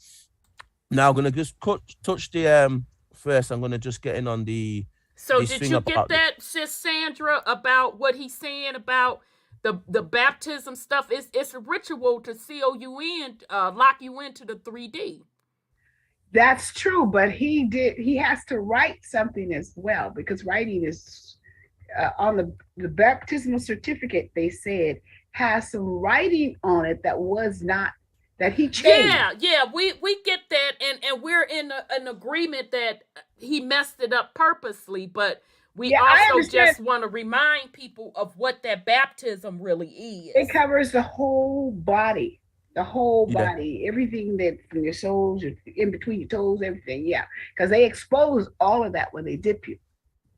That's right, and remember, it's water, which is Piscean construct. Exactly. And we'll cover the age after the sick talk where we can cover the ages at some point. We'll do it with Sister Rhonda. So I'll just read this, and this is a sound thing I'm going to put up for you. I'll read this first. So this is the term, and I'll send this to you. Does it come up? 1 minute. Let it come up first. Okay, let me. This is the term. Okay, it's bring. Okay, let me. Switch over just a sec. Let me switch over so the fam can see. Yeah, he changed the spell. Let's see that part. It's a ritual. So let me go that. Okay. Yeah, because just like he was saying, the convocation goes along with the invocation. So they doing the stuff physically to the body. They putting the sigil on the paper. They saying the words. Yep. Okay, we ready, brother. You they can see now. They see your screen. Okay. Pens per tray, and I'll send you I've got a sound doctrine on this. I'll send you some PDF, sister. I'm gonna read the definition. Wait a minute. Am I showing you the right thing? Wait a minute. Yeah, what you're on the yeah, okay. I was just making sure. Yeah, you're fine, sister. Just let me know when you're ready. Okay, that's your screen, not mine. Okay, go ahead. Okay, we're good. We're good. Go ahead. All right, that's fine, Sister Rhonda. Whenever you're ready. Yep, I'm that's ready. Not a problem. Okay, so pens per tray, and I'm going to send you some proper text on this, sister. So I'll send you some PDFs. I'll get round to the Latin. Remember, so that's Moorish Latin, but Latin, parent of country. Remember the Pope-ons or the corporations through the history of corporations. I did that talk last time. So Latin, parents are paying rent. Latin, parent of a country. A doctrine that grants the inherent power and authority of the state to protect persons, legal fictions, birth certificates, wink, wink, who are legally unable to act on their own behalf. Social services. I'll just keep going, sister. That's my opening salvo up, fam. Watch the next one that comes in now. Hear the next one. Pens per tray doctrine has its roots in English common law. There go that common law again. There go that common law. In the feudal times, various obligations, contract, and powers collectively referred to as royal prerogative were reserved to the king. The king exercised these functions in his role as father of the country. Pope, father, Pope, Pata. In the United States, the pens per tray doctrine has had its greatest application in the treatment of children, mental ill persons, black people, niggers, Negroes, going to the knee, Negro. Okay, let's keep going. Ill persons and other individuals who are legally incompetent to manage their affairs. Estate, wink, wink. I'm going in. Estate, yep. Wink, wink. Yeah. Remember the Pope wrote that letter to Obama? Take care of my Negroes. The state in its supreme guardian of all children within its jurisdiction. And the state courts, remember I talked about what a court is, I'll kill that later on if it needs killing, have the inherent power to intervene to protect the best interests of children whose welfare is jeopardized by controversial between parents. Parents is why you never be a parent. The Jesuits never classify me as a parent. I'm never going to be one of those. This inherent power is generally supplemented by legislative acts that define the scope of a child protection in a state or estate, which is what's really going on. The state acting as pens portrayer can make decisions regarding mental health treatment on behalf of one who is mentally incompetent to make this. What the classified as wards of state. Remember what I showed you last time? To make the decision on its own behalf, his or her own behalf. But the extent of the state's intrusion is limited to reasonable and necessary treatment, which is not correct because they just do what they want. Right. The doctrine of pens portrayer has been expanded in the United States to permit the Attorney General of a state in commence litigation for the benefit trust law of the state's residents for federal antitrust violations. And you've got here 15 USCA 15C. So that's where you get your quotes from. Go look it up. The authority is intended to further public trust, safeguard the general and economic welfare of the state's residents of birth certificates, wink, wink, protect residents from illegal practices, wink, wink, and to assure the benefits trust law and federal law are not denied to the general populace, which is what they do anyway. They do exactly.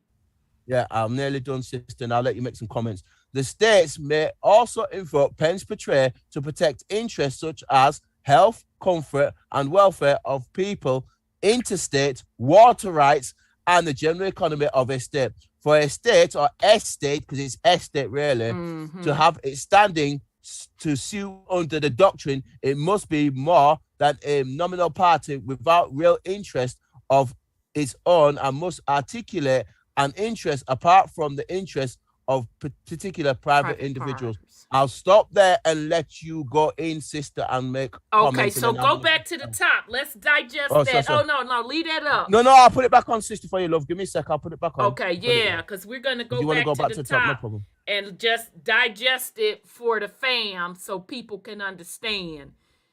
All right, so basically, this term parent is coming, its derivative is from common law and from the feudal system, and it's really putting the king, but really ultimately the Vatican, because the Pope appoints the kings, right? Let me know if I'm not right. That's correct. The Pope, your pappy? Yeah, the Pope is your pappy. It's basically what this is saying. Yes.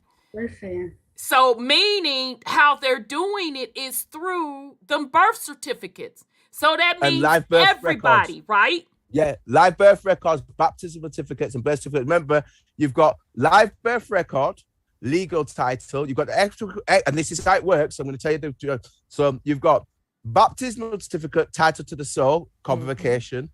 Then you've got the live birth record, legal title.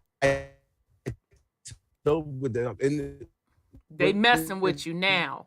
He's broke up. Hospital, which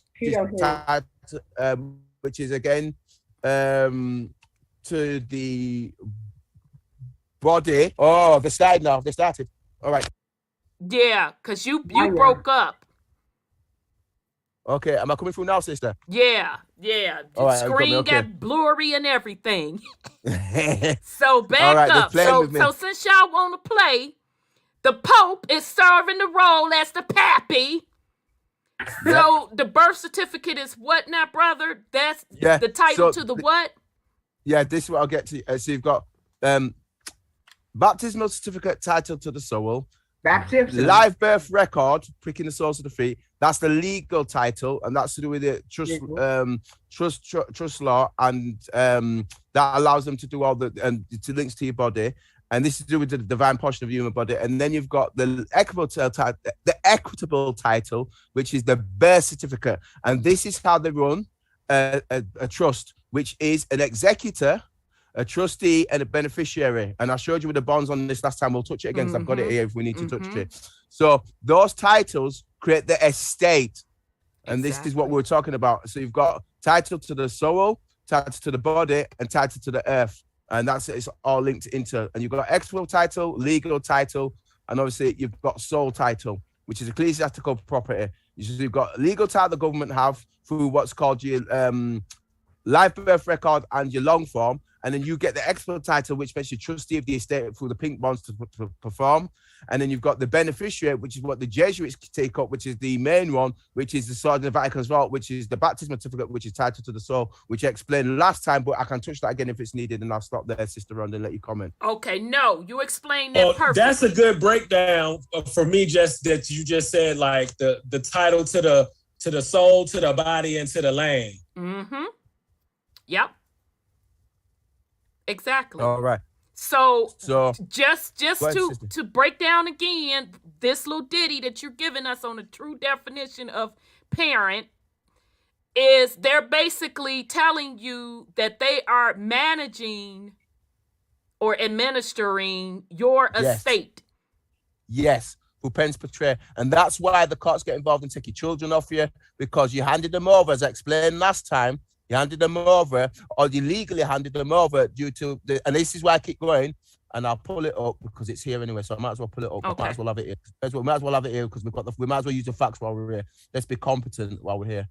Okay. I think and then whenever you're ready to share again. Yeah. So we did it last time. We talked about the That's the ritual stuff with the how they're claiming the souls for the men's hair. It's the bloodlines work with what's called the men's hair. It's on here, but this is here. It's here. Remember, it's here, and I showed you on here. Made it very clear. You've got real Roman court property on earth. You've got personal property body and ecclesiastical property soul, and that's due to the live birth record. You've got the baptismal certificate, and then you've got the birth certificate. So there's your three titles. And again, that comes to the free trust, unum sanctum. You've got attorney regis and convocation. Convocation is the one that claims your soul. You've got attorney regis. You've got attorney regis that allows them to run all the corporations. And then you've got unum sanctum, which is the original first one, which is where the Pope declared dominion over the earth. So you've got dominion over the earth. You've got you're running the obviously to run corporations with attorney regis and then convocations and souls. So you've got dominion over the earth, which is obviously there. You've got real property on earth. You've got personal property body and ecclesiastical property soul. And that's what the three crowns of the papal tiara. And I don't know if I've got it in this talk where it's got with the purple tiaras on the heads. We've got one with it. There you go, with the purple tiara on the heads. That's what those crowns don't differ. These crowns are what the three crowns are representative of those three. The crowns of here, you've got here. It's not here. Which ones are there? I've got it. Yeah, attorney regis, that's one of them. And then you've got a convocation, which is the other one. That one. And then you've got unum sanctum. I think I've got it here as well. I should have unum sanctum. Yeah, and it's up there. Unum sanctum. It's 1302 by Pope Boniface. Unum sanctum. Unum sanctum. This is the first one. Should be here. I've got it somewhere, but I know I've got it anywhere. But that's what it's relevant to, because the convocations is where they keep claiming backwards. So you've got unum sanctum, attorney regis, and convocation. And with those, that's what it's done here. Now I wanted to get into Sesti baptismal certificates. This is what we read from last time, and this is where they're claiming the souls, as we know, in spirit. And I talked about how it's done through this, and it's done through where is it? It's one of these here. It's near here. This one, the sacred rites of the congregation of here, for what's called Eternia Mensa Die. That's what set up all the flocks of the world. Again, it's really said, listen, Pope Sisters opened this apostolic constitution with the description of the important work of the bishops who spearheaded their flocks throughout the world. And that's the father, the pens patraea, which is what I've just been talking about.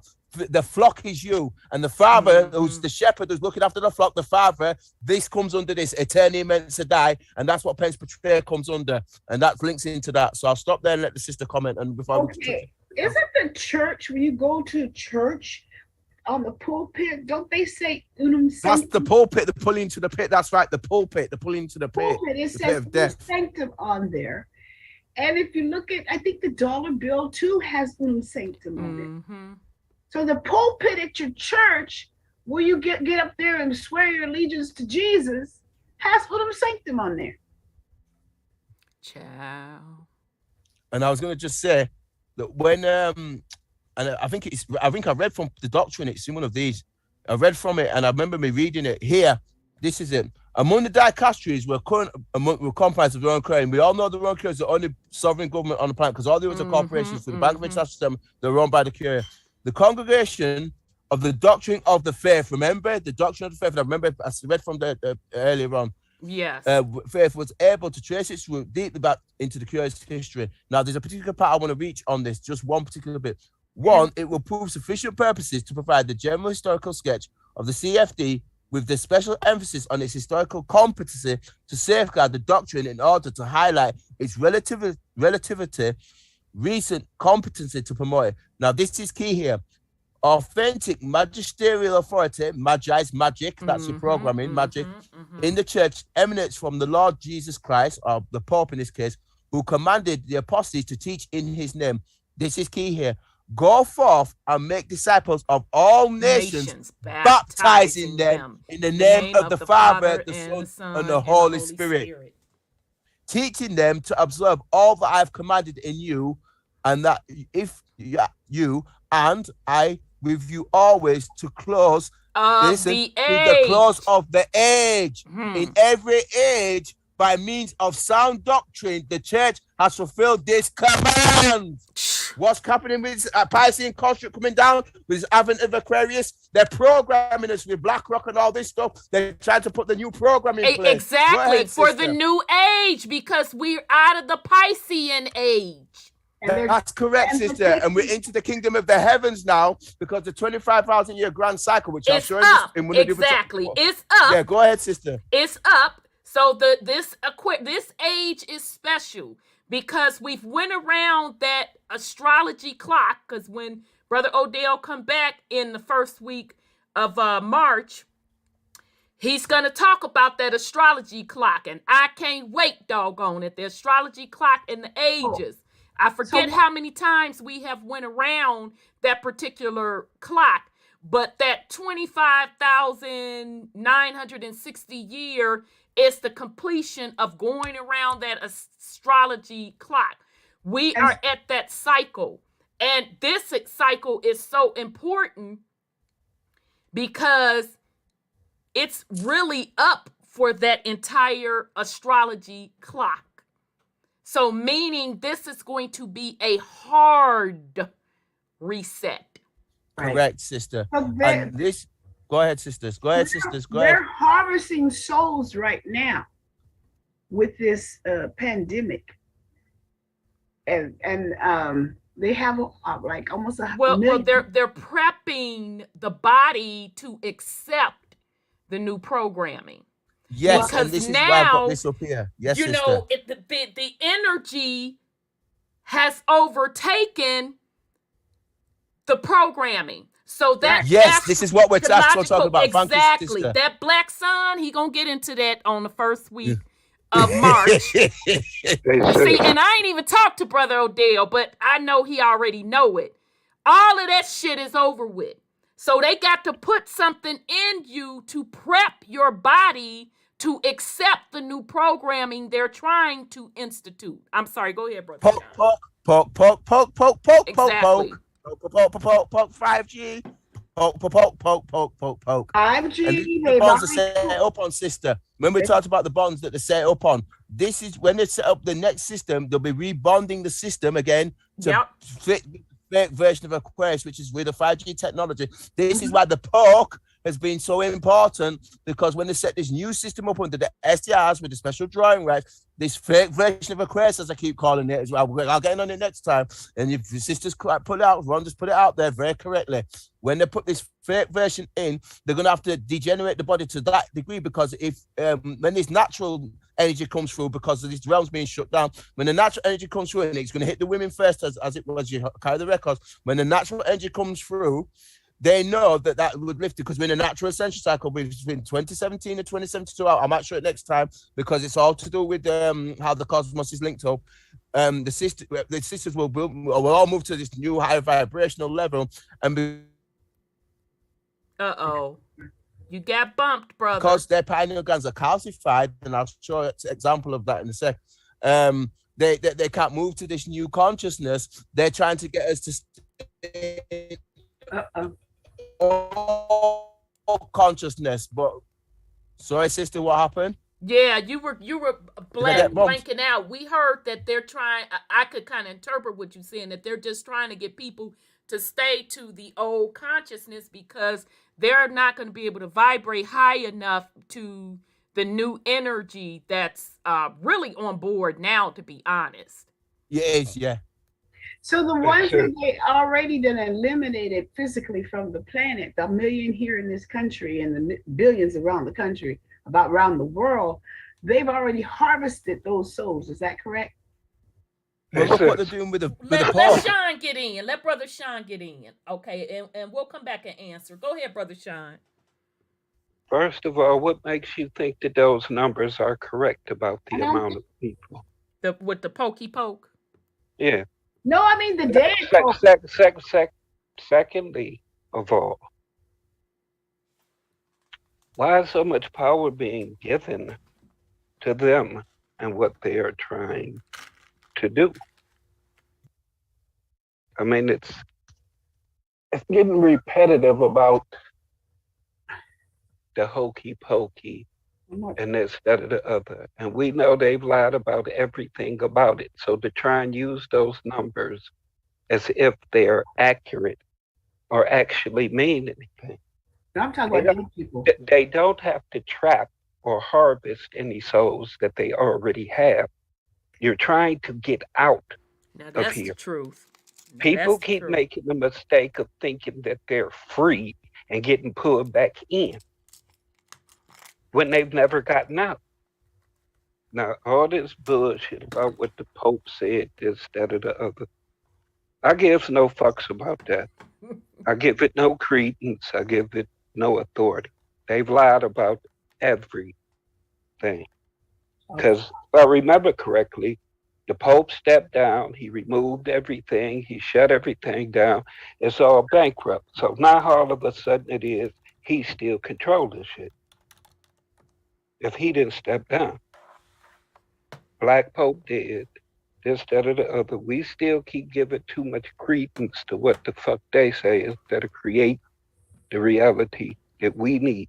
All that shit is their writing to pull you further into the rabbit hole and have you living with doubt and limitations because you worried about what the fuck they're going to do or what the fuck they said they was going to do thousands of years ago. It's still that same shit. They're doing it now. The people that accept this, you're going to be reliving this again, just under newer technology. Now, if it's technology that made us believe that these other beings were gods in the first place, what is this love affair with technology now? That's a damn good point.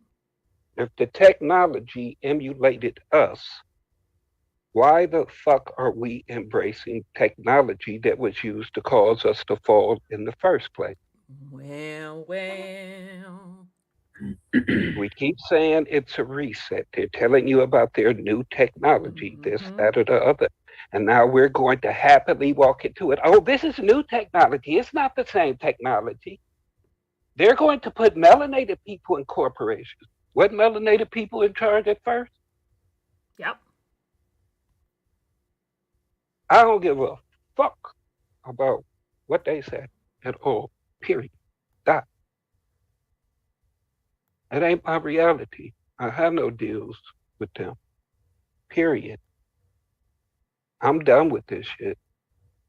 And none of that shit got no authority over me. Mm-hmm. And what it's revealing is their formula to get you to go along with it. You have to consent to all of that. Agreed. So they laid a blueprint out. They laid a blueprint out like you got a choice. You read it. Oh, well, this sounds better for me than that does. I don't want to go over in that country and do that. I like this better here, so I'll be a slave here. It's all fuckery. He's right. We're just giving you the blueprint. And I always tell you all it's the same old thing remixed. I'm pretty consistent in that. I tell you it's your choice. You do what you want to do, but please just enter and understand this is a reset. Yep. That's all it is. And the future books ain't going to say anything about this shit that's being read now. No, it's not. In the future, it'll be a Newton came back, Inky then came back. They fought Marduk. Yeah, right. All that shit again. Because those are the energies that people are calling upon. That they don't want to let them go.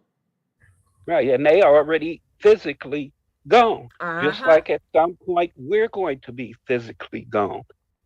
And all we're concentrating on is the physical. It's a wounded body that keeps the soul trapped. If you're not healed, you're going to keep coming back. You haven't provided the proper vessel. I got a question for you, Brother Sean. Yes, go ahead. Because I'm loving where you're going with this, and I want to ask a question. Mm-hmm. These you always say, about these labels that we claim and the karma that comes with them, right? Mm-hmm. Do you think that the arguing of these labels and identities is a representation of lower consciousness or higher consciousness? Ooh, why you trying to Lower start? consciousness.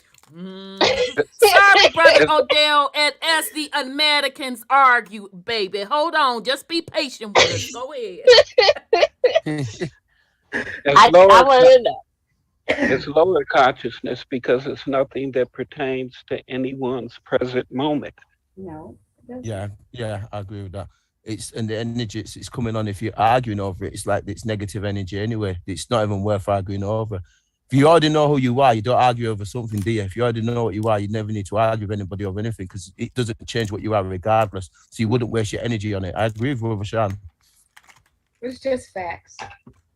I needed that from an elder's perspective. Thank you. I yield. Go ahead. All right. Well, any more questions for Brother Odell? Because, I mean, he done went over this before, but he just had to remind us. But make no mistake about it. Said, sister. Huh?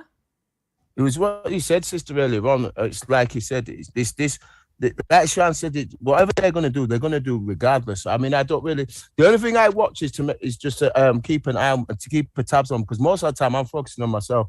But I do like to keep a tabs on what's just going on in general in the world. I don't get too caught up with it because I agree with Sean on this, that they're talking nonsense. I want you to expose something. I've got one more thing for you. Just it was relevant on the You're gonna reshare your screen. Yeah. Just because I want to, it was something that you mentioned earlier. I just wanted to just let you know something. Okay, yeah, go ahead. Share your screen, and then I'll put it back up there. I'm ready. I'm ready whenever you're ready. Just because it was relevant about what you were talking about earlier, it was something you mentioned. You know about the Blackrock stuff. Oh yeah, okay. Let me go on and reshare because I was gonna ask you. I didn't know if you had documentation on it. So yeah, I do, and I'm gonna send you some stuff. Okay, this is just one of the articles. Yeah. From Wall Street to the Vatican and the post chat with Larry Fig. I don't want to say too long on it, but it's just done. You understand me? I'm done. Stick me with the fork. I'm just done. I'm done. You see what I'm saying to you? The whole thing with the Blackrock thing is controlled and it's issued, and again, this is the encyclopedia on climate change, highlighting the unchecked consumption and greed cause a massive devastation on our planet, than this plane. But we all know what's going on because it's going to be going anywhere. The Pope has reportedly brought the climate change and forefront in international discussions connecting the issue worldwide with hunger, war, and climate change. So that's showing you with, like, think of the Blackrock. So it's all. I'll send you the article, sister, anyway. But it just shows you the assets of Blackrock. It just goes in on exposing about the weapons of mass destruction. I'm not going to touch on it all day because I don't need to. You get, because I already know what's going on. Yeah, send me this article. We'll go over it next week. But I said I am almost certain that Blackrock rolls up into some other trust / holding company, and here you bringing an article with Fink with his legs crossed discussing the layout and agenda with the Pope. Yep. You see what I'm saying? And this is why I like where the sisters come from, because all this Blackrock stuff that you were saying, it's all relevant. I mean, I've got this. I'm going to send you this as well. And this is with a great reset that Sean's been on about. And again, it's all being planned. You've got it all planned. Kissinger, Schwab, it's all planned. I've got all this stuff. I've got plenty of stuff we can expose. It's not even hard. Christine Lagarde, she's a Jesuit. She worked for the Pope. I've got it all exposed, fam. The whole thing, Larry Fink, it's all in bed with each other. And this is the other one I had here. This is one I wanted to share. And the Blackrock, and again, with a great reset, it's actually the age and the assets of the trillions. But again, this comes back under the Bank for International Settlements and the IMF. It still falls under the same jurisdiction. Obama, it talks about it here. It's all involved. What is Blackrock? So I'll send you both the articles, sister. You could just use it to break down stuff and the great reset that's coming. I'm so glad you was up this morning and you caught what we said. It was meant for you to be up. To catch that, because I'm like, I want to know what Brother Odell got on this. And here you got the direct link. Yeah, I've got all the stuff, and I'm going to send you the stuff. And this was even Blackrock, even in the United Kingdom, we've got a subsidiary here. Look, and it talks about the fiduciary positions and what they're doing. I'm going to send you all this stuff. I'll just send you. I'll send you this as well. I've got some stuff on Blackrock, some good stuff here, and just give you some basic stuff on it. But it lets you know even Blackrock's even operating here. Because the Vatican are operating everything worldwide under unsanctum and all stuff I've been telling you about, the subsidiaries of Blackrock all over the crack, and they're just operating the same nonsense, which is just the one that's been telling you. Yep. The same nonsense. It's the same stupidness again. The only thing about this greater reset, which is why I'll send you those articles, sister. This explains a little bit about what they're planning on doing and stuff like that. So people might be interested, because I'm not reading it, but again, it dictates a plan for all the Divock 91. This has all been pre-planned. Oh, and they even use Great Reset in this article. Yeah. And they pre-planned this at that World Economic Forum. Well, they always do. That's correct. Absolutely. Yes, they always do.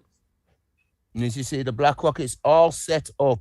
But one thing I will say to you, I think anything they're doing, and this is why it gets back into the bloodlines, and I agree with Sean on this one, the Asian bloodlines, because it definitely goes back there. One thing I've noticed about these, like, they do stuff, they're part of the bit of bloodline families, the 13, and I'll talk about it maybe some other time. The one thing I'm aware of is that these Asian bloodlines are at the top of these corporations. That's what you'll find, like the Rothschilds, the Chigi, the Aldebrandinis, the Medicis, the Farneses. I can quote because I know them all anyway.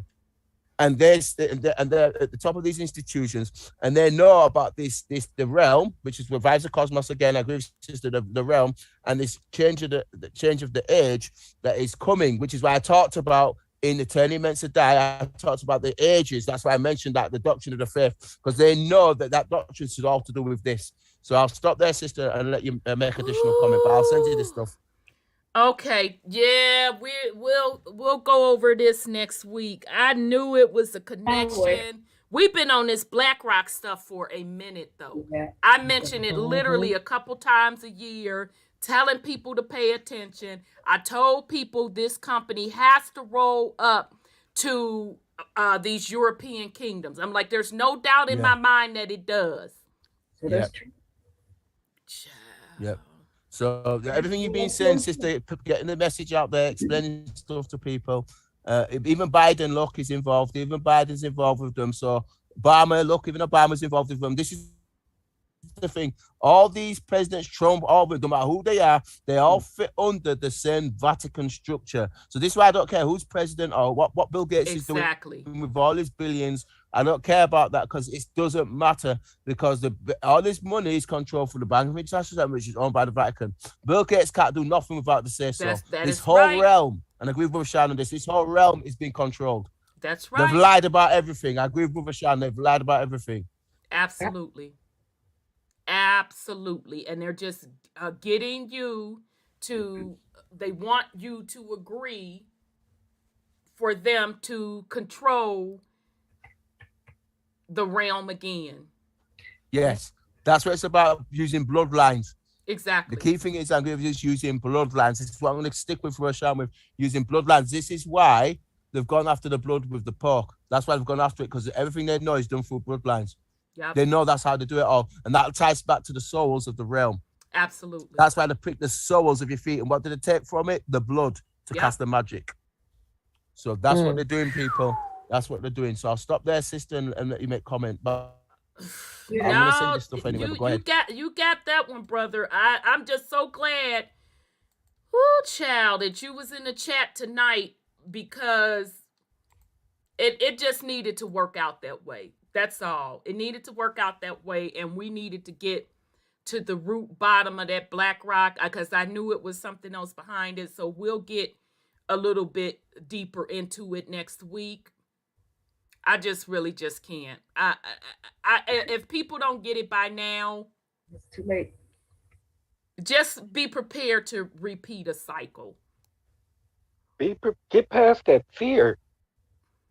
Why do people still think that they have the capability or the manpower to come kicking in everybody's door? If they could do that, they would have already did it. Yep. Yeah, just like they backed down with the pokey poke because all they did was kept bullying, kept threatening, telling you what they gonna do when people panic and gave in. Then they bribed you. When they saw the bullying won't work, well, okay, I'll give you a box of chicken. I'll give you some weed. I'll give you some money. I'll pay some college tuition. And then finally, they knew that you cannot force that on folks, because if you do, you're breaking universal law. And that's why they had their quote, quote, Supreme Court step in and say you can't mandate it. So when West's face, Biden was doing the breaking news story, talking out the side of his neck about the mandate, I was like, oh, okay, that's what you think you gonna do? Well, I don't care what you mandate. I'm not consenting to that. And sure enough, they kept with their tactics, which are the fear tactics. Mm-hmm. Then they went to the bribery tactics. And finally, because we're like, well, I don't care what you put out there. Chicken, weed, money, whatever. I say I don't consent, and I mean what the F I say. Now, if you go against my consent, then you are in direct violation of universal law. So after all of that, that's when they had their Supreme Court rule that you can't do that. It had nothing to do with a court decision. It had everything to do with a spiritual aspect of they knew you could come mandating something if you want to, strapping people down. To do that, you are in direct violation of universal law. Oh, but they know they can't do that here. Too many people got guns. Well, yeah, that part too. You know, Americans crazy. We like, no, we don't care. No, we ain't doing it. In Ohio, last year in November, they passed a bill to say you don't need a permit to carry. Sure don't. So that's the time people want to separate white and black. I got to hand it on that issue. Everybody was like, not everybody, but a lot of people was like, I don't care what you say. The answer is no. You're not convincing me. The answer is still no. But even with the guns and all of that, the consensus of the people had spoken. We said no. That's how you change things. You don't consent. Not what, well, they gonna do this to me. You have to be bold enough. When I tell you all about sovereignty, this is what I'm talking about. You have to stand in your convictions. What are you willing to sacrifice for your freedom? And you are literally in the particular frequency where you have to make it known to the realm where you stand. And standing under someone else's doctrine, that puts you in and under their jurisdiction. Let me say that for the slow ones in the back. When you stand with someone else's doctrine, I don't care if that's government doctrine. I don't care if that's religion doctrine. I don't care if it's these groups that you cozying up with. You stand in and under their jurisdiction. That's not sovereignty. This is graduate school, people. This is what's going to separate the men and the women from the boys and the little girls. Or the old and advanced souls from the young souls. And the young souls, And the little children, you can't latch on to the older no more.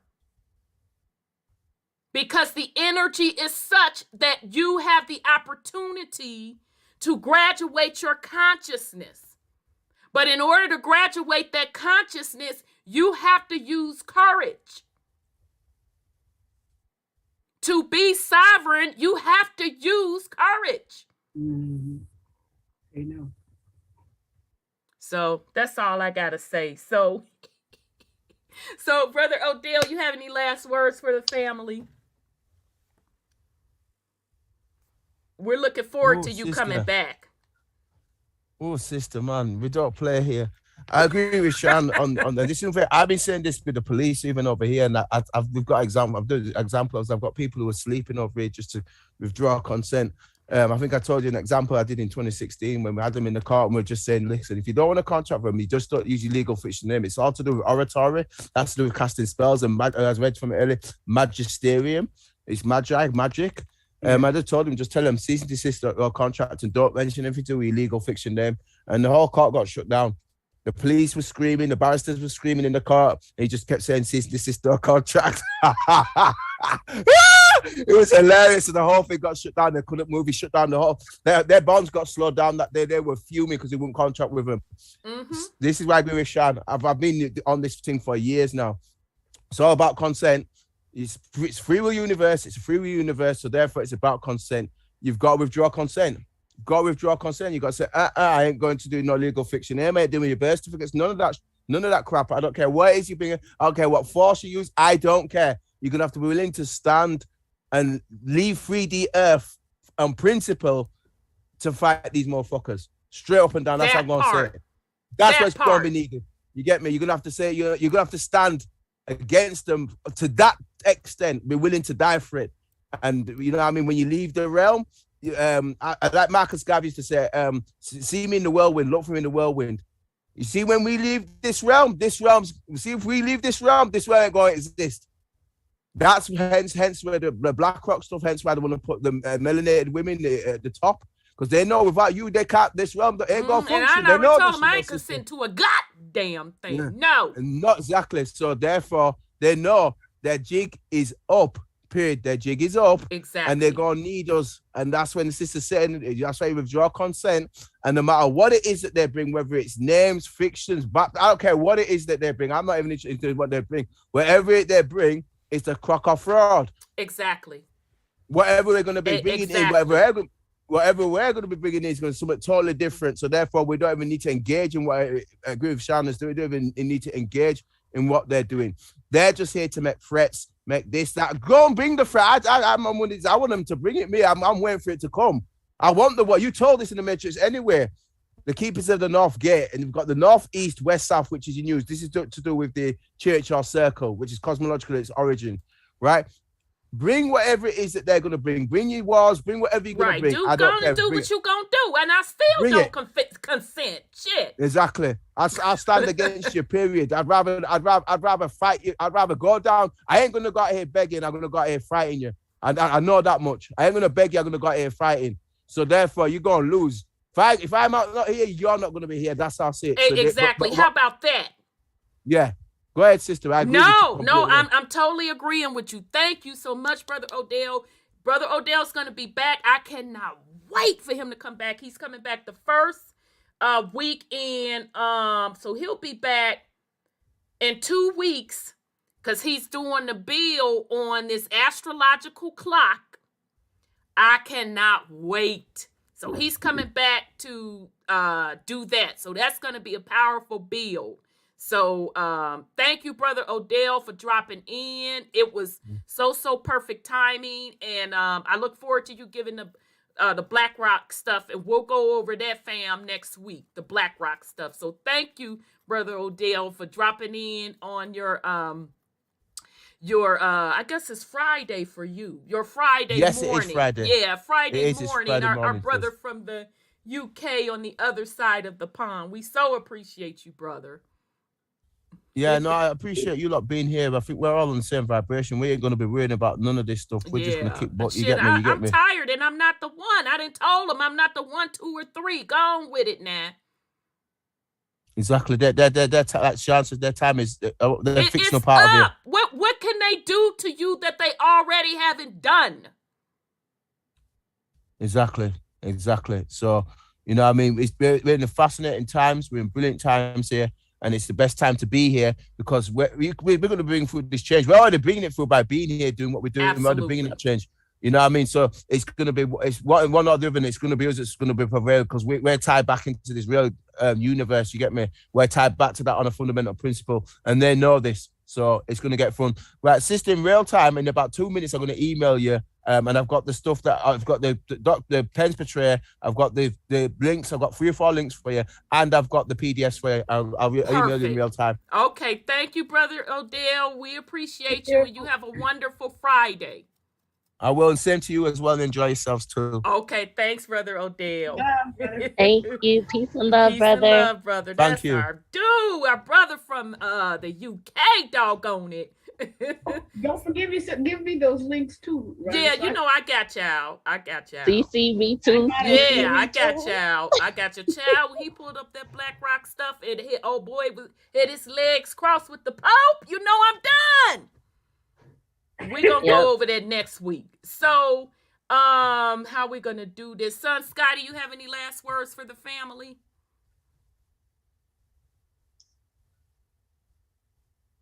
Uh-oh. All right, I'm moving on. Okay. Nisi Poo, you have any last words for the family? Yes. So based off the topic, based off, folks thinking they're gonna get something out of this corrupt ass system, don't hold your breath. Because at the end of the day, you see how it's tied up. It's an elite system. And the way that they operate, they could have been corrected any wrongs that was done to anybody. Exactly. They could have been did that. They choose not to. And you see the net worth of Blackrock. You see the people who represent this company or corporation, and you see how they meet. They meet at these World Economic Forums, and reparations, restitution, land grants to niggas ain't happening on their table. They not talking about that. They don't care. They give no fucks are given. And that dude, Ali, he $12 billion. That's it. What the hell is that gonna do? That's not even 1 billion for each state. If you divided 12 billion amongst the 50 states, that is nothing. That is nothing. So we have to be realistic about these people, these politicians. They don't care. They have no agenda on the table for melanated people. They don't care. So when are we gonna start not caring and just say fuck it and get our own damn bag however we know how to get it? Exactly. Be creators, be builders. Yes. Be creators, be builders. 40% of the engineers that are coming out of school are Chinese. 40% of the engineers. That is one of the highest paying positions. And those are the ones who actually, before construction can begin, it has to go through an engineer. All those blueprints have to come through an engineer. So you talking about building a city? Where's our engineers at? You talking about building buildings for melanated people? Where's our contractors at? Where's our construction people? Because I'm looking around and I see a bunch of folks coming from South America into the mainland here, and they building up. They the ones on the roof. They the ones building the frames. And shout out to the melanated construction workers that are here, but they'll even tell you. I was listening to a brother. He was talking about how these Mexicans is coming in and talking shit about Black people right in his face, talking about how lazy they are and how come they don't want to work. Meanwhile, you got Pookie and Ray Ray sitting on a porch, smoking a blunt, drinking a 40. Life is all good. We about to get reparations, though. Don't even know that this system is so corrupt. They don't give a shit about you. They don't. So we got to do better. We got to recognize what's really real, and we got to have balance. Nothing against the people who smoke weed. You know, hey, do your thing. That's part of the healing process too. Do your thing. But we gotta have balance. You can't wake up in the morning on a blunt. 10 o'clock, you on the next blunt. Noontime, ain't even ate no lunch yet. You That's on your on next you on blunt. the next blunt, right? But you still ain't done shit though. Let's be clear on that. And hashtags don't count. Sorry, I don't give a fuck. Be mad. I don't care. Hashtags don't count. So we're gonna have to get out here in real life and do real life people shit, and stop complaining about what we don't have, and start getting what we want. Give you your explosion on that. I forgot to give Brother Odell his explosion, so I do. Very well said, Nisi Pooh. And this for Brother Odell. Thank you, brother. Thank you for coming in, dropping that additional knowledge. That was right on time. Yeah, it was. Okay, so Sis Sandra, you have any last words for the family? Well, I'm just excited to just listen. And I just happen to read. Yeah, everything happens for a reason. I'm like, what? Oh, where brother Odell at? Oh, well, we gonna ask him the next time he comes. So that was so perfect. I just happened to read that, and I said, "Whoa, really?" And I read his papers, Brother Odell's papers, and it just tied in perfectly that they are not really. These spells are not working, and I don't know how they're still managing to be here on this planet. Like 832 says, they need to get on about their business. Well, they still manage because it's too many people still tied into their construct with their consciousness and still somewhere shaking in their boots. Yeah, and I'm afraid. Instead of number one, if you don't even acknowledge them. But second of all, I'm like, motherfucker, don't threaten me. We gonna start there. Who the fuck you talking to? Let me give you the black woman's breakdown. First of all, who the fuck you talking to? Second of all, who the fuck you think you threatening? And third of all, I wish the fuck you would. I just wish our people stopped living in fear. You know, because I hear so many people, I don't want to die this way. I don't want to this. I'm like, why you always have to go there? So, I mean, just live, because you're going to die some kind of how, obviously, if they, things keep going the way they're going. But people with fear deserve to be ruled over. I'm going to say that again for the slow motherfuckers in the back. People with fear, you deserve to be ruled over. Yeah, it just really doesn't make sense. Because again, like I said last week, and I stand in what the fuck I said, do not be a man. You gonna come in my face and talk to me and tell me why you can't do XYZ because of white supremacy, a government check, i.e. welfare. I forgot last week, goddammit, I forgot to add child support in there. I forgot to add that bitch in there. And then abortion. How can you fucking look me in the face and tell me all of these things is blocking you from being you for your basic duties of what the fuck you supposed to be doing on this planet? Yeah. Now, that's just the physical aspect on the planet. We're not even talking about the spiritual aspect, which is more important.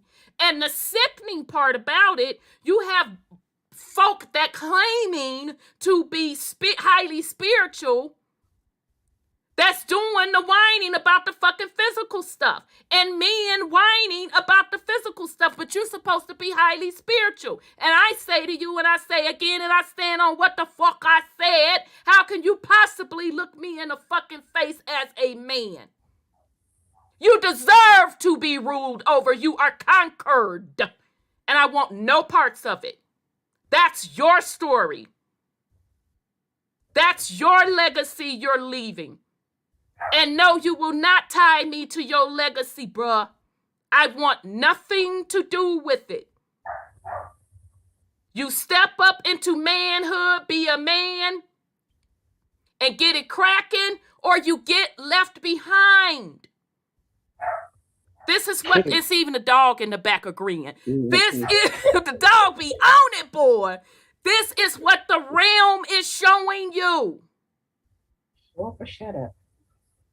Exactly. Put up or shut up. You can't ride on nobody, bruh. And you don't think you finna ride on the feminine. Cause this new feminine right here, you gonna step the fuck up, cause I told you I'ma cut your motherfucking head off. You're not going to make it. The answer is no.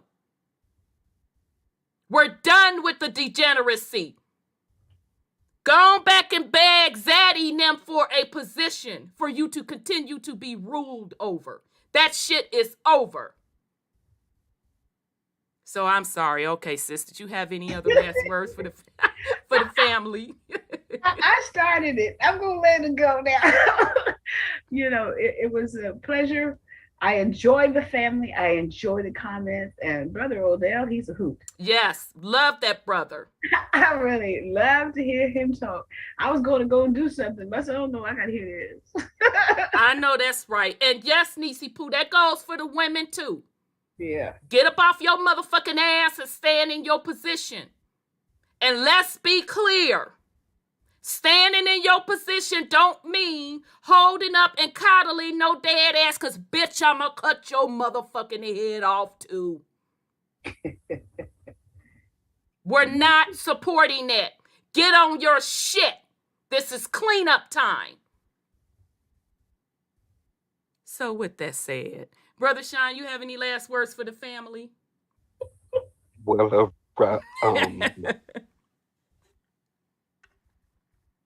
this isn't a conventional war. No. And just like they have spies or agents, so do we.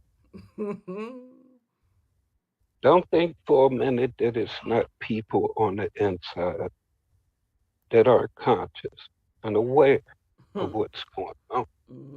That's the reason why a lot of shit hasn't happened the way they tried to predict it. Having insight into the future gives you an opportunity to change shit, not just to watch it happen. That's right. I knew that was going to happen. You got to do something.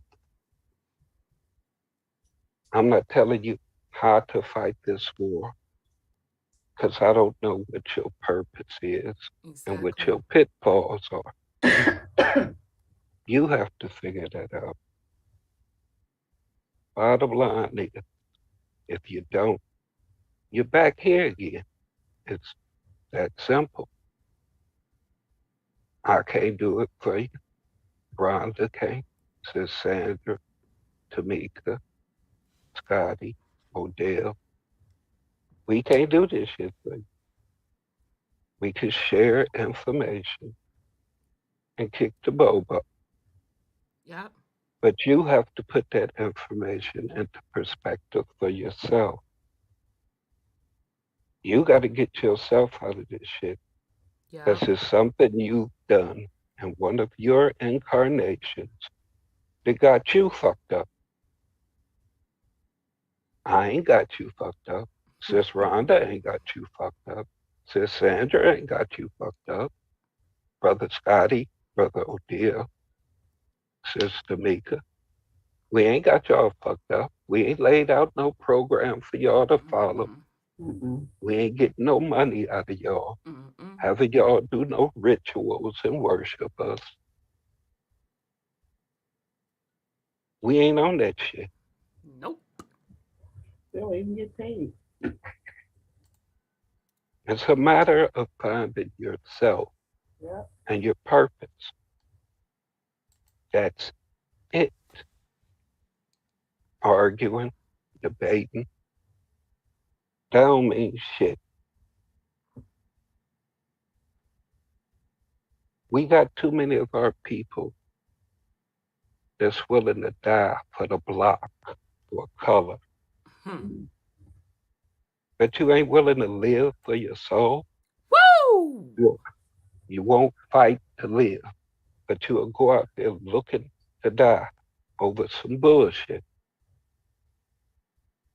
over rap lyrics, over a look.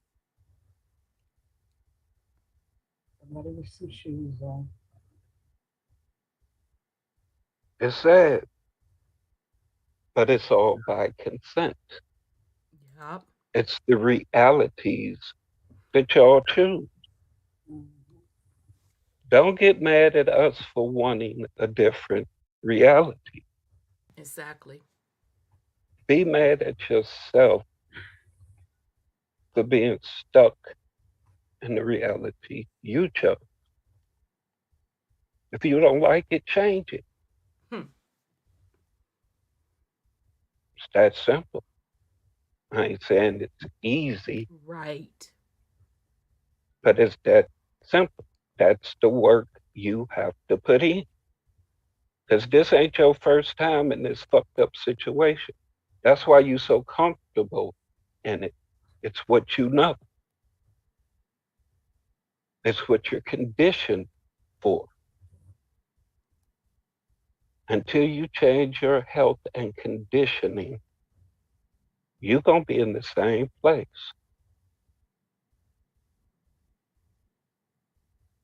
I digress. Excellent, excellent, excellent. Well, family, child, we want to thank y'all. Thank you to my YouTube chat family. Y'all been on it as usual. Thank you, Brother Odell, for dropping in. We truly appreciate you putting something on it. Thank you to my co-hosts tonight. I truly appreciate y'all, son Scotty, Nisi Pooh, Brother Sean, Sis Sandra. We appreciate you. And thank you to the YouTube listeners. You all are appreciated very much so. So we're going to be back next week. So I'm going to put a disclaimer out now. I am going to go over that Blackrock stuff. So I don't know how long it's going to take me. So in this series, but y'all know, if y'all been with us through any one of these series, you know how we roll. We roll with the flow of the energy. So next week, we're going to go over Blackrock. I don't know if the whole show going to be that or if we're going to be able to go over the Blackrock stuff and get back into the French and Indian War / British War and 7-Year War, because we almost done with that first. Well, this is the 2022 war. Exactly. Yeah, goddammit. Yeah, thank you, sis. This the 2022 Black Revolutionary War. Exactly. Goddammit. We giving you the 100-year war. Next 100-year war. So very good point. Thanks, sis Sandra. I appreciate that. So we'll be back next week, fam. And just check us out during the week. We're putting out the podcast to keep putting out this additional supplemental information. Fam, it's just so much information. I could literally do a podcast every day of the week if I had the time and not run out of material. So as I stated on the last podcast, those of you that are sending me information, if I haven't gotten back to you, please just be patient with me. I'm just overwhelmed at this point. But I will get back to you. And a lot of that I am going to do some podcasts on. And that's even to the people in the comment section that are, leaving recommendations as well. Because y'all are really dropping some jewels in the comment section. And I have to say, I am very, very proud of you all. Because just by you all being you've weeded out the idiots from my comment section, because based on what y'all spitting, and they come with some dumb shit, and I just be reading, I'm like, now, I know you had to have read through all these other intelligent people, and here you come with this silly-ass, bullshit-ass comment. So sometimes if I feel like cussing them out, I cuss them on out in the comment section or correct them. But I see less and less of the shenanigans because of the wealth of information you all are adding to the comment section. So it's appreciated, fam. So we're going to get up out of here. Don't forget, if you have time this Sunday on the Autonomous Party, that's the YouTube channel, the Autonomous Party at 8 p.m. Eastern Time. He is having Lee Cummings, the author Lee Cummings, who has the books out, the 13 Black Colonies. He's going to be on this week. So come out and support that channel. That brother, we've been kind of talking back and forth via email or whatever, and he's extremely knowledgeable as well. So if you can, come out and support him as well. Okay, so I really don't have nothing more to say. I didn't had too many Auntie Scarf moments tonight. So so it is what it is, fam. So love you all very much. We're gonna rock out with Brother Tavis Sanders' song, "The Heart of a Warrior." Okay, so I hope folks are paying attention. He didn't just put that song just to be putting it. Okay, it means something. All right. So love you all very much, fam. Love you. Peace and love. Yeah. Wholeness and power. Still unamalgamated. Beat the sound of the bass drum. Come with your best shot, take one. Rolling in the jungle, I'm a lion. Stand up for your machine and shut. For the generations, with the people alive and never forgotten. Rivalry is the problem.